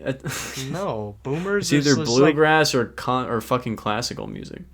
Boomers, no, it's just the bluegrass and like fucking like other country derivatives. Boomers don't listen to fucking classical music. Like, get the fuck out of here. Bro, I work in a fucking music store. I know exactly what boomers listen to because that's our fucking main clientele. And Well, if it's it's not not blues or fucking fucking classical music. bluegrass, it's fucking classical. No, or it's like some other rock or rock derivative. Like, dude, boomers do not fucking listen to classical music. Like, shut the fuck up, dude. Why don't you But go to a any, fucking orchestra and see the clientele that's there and then report back to me? it is not boomers, I'll tell you Oh, that. But bro. anyways, like when you actually watch that show, you realize that the whole point is like, because like I forget which character says it. If it's like Lord Grantham or whatever, like the lead, like the guy who, the Lord who has, who's like, the leader of the Downton Abbey and the estate and everything, is like he says like to his daughter like this was given to us. Like we didn't. He's like, did we earn this? No, but it's like that's kind of like the point is that like the reason you take care of it is not because out of some pride or arrogance of like I earned my way up to the top. It's like this is what we were born into. This was given to us, and we will maintain it, and we will protect this for the rest of our lives. Right? Like this house is not ours in that sense, you know. Whereas Right. like now the boomers have that entitlement of like it's my house every day at the office to work for this house, and then it's like it's not about picking up yourself by your bootstraps, right? Their family's there because that's what they were born into, and you know it's honestly like it gives them more of an incentive to actually do a good job as opposed to someone who gets into some position of power through kleptocracy and then they totally just get in bed and are a prostitute to whatever the like big business people want, right? And it's just like and also with like the aristocracy and all that, like it gives everyone something to do, right? Because not everyone is meant to be Lord Grantham aristocrat like wearing the fancy clothes doing the meetings with like all the government officials like that's hard work too, right? Whereas like like that was the whole point of like doing IQ tests and all that stuff is just to see like all right, like there's certain people that like certain jobs they can't handle, right? So then we take that subset of the population and we give them something to do, right? A lot of times like they did that for like military drafts and stuff like that. So that's why it's actually really bad. Like I don't like the whole like idea of like, oh yeah, we're gonna replace like fast food work with like AI. It's like no, like I think people need stuff to do. Like I'm not saying we need to work like 80 hours a week to get by, but like people need stuff to do just to get them going, to like give them discipline. Like I don't agree with just axing all that because then people who don't have that because when they'll lose their because a lot of average Joe people, when they lose their job, the biggest thing that happens to them is that they lose meaning. Yeah. Whereas in like the olden system like that you see like in Britain and Downton Abbey was like this guy employed people and because he was born he's like this is something that I was born into. I'm the leader. These are my people and I will give them that job. And in, like in the first episode, literally, he could have potentially literally just sold the estate and take his money and run. But he was like, no, if I do that, then all these people are going to lose these jobs because they count on me just as much as I count on them. Right. So like there's a deeper personal relationship between the masters and the servants. Right. Whereas now it's like, I don't fucking know who is like the leader of McDonald's. Like, like like what? Like it's just you're basically working for some fucking eat like corporation who hates you, right? I would rather work for the guy who lives on this, who I work on his estate, and I actually see him, and he actually gives a shit about me, right? Yeah, no, I mean, if you find a job that actually gives you purpose, then that's usually good. But yeah, I mean, I don't know. I know a lot of people that just have a job they don't give a shit about, but they have enough free time to explore the hobbies and the things that they want to do, and the other activities That's that give really them what purpose. matters for So yeah, for for whatever you can me. Yeah, balance, you just balance it. yeah, I agree. I guess like I was just going on that rant more so just to show people that like our economic system is not like as great as you think it was, and like our whole like freedom and all that stuff is kind of fake, right? Yeah, I mean, you gotta. I don't know. There's not one good system. It's just you gotta keep figuring out. But like, my problem is like there's not like there's no government that's actually interested in that. They're interested in just control, no matter what form of government or whatever fucking word you use to describe it. It's gonna be that like I don't know. I can't think of anything that's gonna be better. Like there's no like to me it doesn't matter what you call it. You're gonna be grabbed by the balls no matter which way. Like I don't know. Like Well, I guess my point is like I was just saying people who scoff at like Downton Abbey, like, oh, these people had to work for some like master and they're the servant. Oh, that's like slavery. I'm like, you do the same shit for someone who hates you, who you don't even know who it is, and you don't even really get any like you don't get any fucking money for it. Whereas like these people, he literally gave them a place to stay, free food, and like literally, because back like also think about it back in the day. All you did back then was you worked for some lord, and then you like sing songs, drink some beer, eat your food that he gives to you, and then you go to church on Sunday, and then that's it, right? Like given that time, that's probably like all you could ever ask for, I'm about right? to say, dying of disease was your best chance. If not, Right. And so like, is that better or worse? Like, I well, mean, it's it's relative. both. It's It's relative. both. So Yeah, that. It's like a trade off, you know. if that makes you happy, then yeah. But like for people that wanted more back in that day, I'm sure it fucking sucked for them. But again, it's all relative. But I mean, basically, how inflation is going, every job is almost like indentured fucking servitude. But again, everyone has borrowing money on their credit card or loan sharks or financing institutions. So most people Right. are just Like spending money it's they don't have fucking anyway. So whatever. right. So it's like if it's better or worse, I always say is both because it's a It trade off. yeah. Depends on what you value. Do you value your time or do you value the little freedom that you have or how much money? Because like I know people that make a ton of money but they have no fucking free time. So it's like how can you even enjoy making $200,000 to $400,000 a year if you're constantly working? And maybe you'll go like on 1 week or 2 week vacations every year, fine. But the more majority of it, you don't Right. even have Yeah. weekends to yourself. You always have to Right. send Like emails or some shit. yeah. Like I actually, I mean, I hate Ryan Reynolds, but like something he actually said, like when they interviewed him, of like, you know how they have all that fake shit of like how he got in shape for like whatever movie Yeah, or whatever, yeah, you yeah. know. And like they actually interviewed him, and he was just saying like the biggest thing he had to deal with was like he's like, how do you feel? How can you feel like $1 million when you're always tired? Like when he's doing all the exercise routines, he's like, when you're always tired, when your body is always sore, when your chest feels like someone just like ran a truck over it, and like you have no fucking energy. He's like, I mean, it sucks. Like, what am I tell you? He's like, I mean, I'm getting paid to do this, like so. And I actually like that answer because that's very honest, you know. Yeah. Because It's like a if you job. right, because if you're an actor and like you're literally getting paid millions of dollars to do it, like of course I could do whatever routine they're prescribing for me. Like of course I could fucking do that. Whereas to average Joe, they can't deal with that because they have to deal with like family life and all the work and like paying the bill, like all these other things. Like that's not realistic. Whereas I And they don't actually have a like that. dietitian and a personal trainer to like make them sure they eat everything down to a T that they Yeah, want. exactly. So I like that answer of how he's like, it's just I don't know, I can get through it because I get paid millions of dollars. Yeah. It's not, It he's like, sucks, it's but not whatever. fucking enjoyable. Yeah, it's not fucking enjoyable. But if you get paid $1 million to do it, then that's very different. Like people would suck dick for $1 million. Yeah. Would you? Not a million. It'd have to be somewhere. I have to like retire early. Yeah, Like it'd have to be a so that number you where could it's like pay I. enough money to like cover it all up. Well, not even that. Like it's just like if I never have to work again in my lifetime, sure, fuck it. What's realistically 2 minutes gonna do? Only 2 minutes? Oh Hell no. yeah, dude! I'd fucking get that shit over with. I'd couple the ball. Oh no, dude. Oh. But Oh fuck. yeah. Oh, dude, I was watching that same director as The Revenant and Amores Perros. I was watching his other movie the other day that I was meaning to watch. There was this sex scene that was like really hardcore.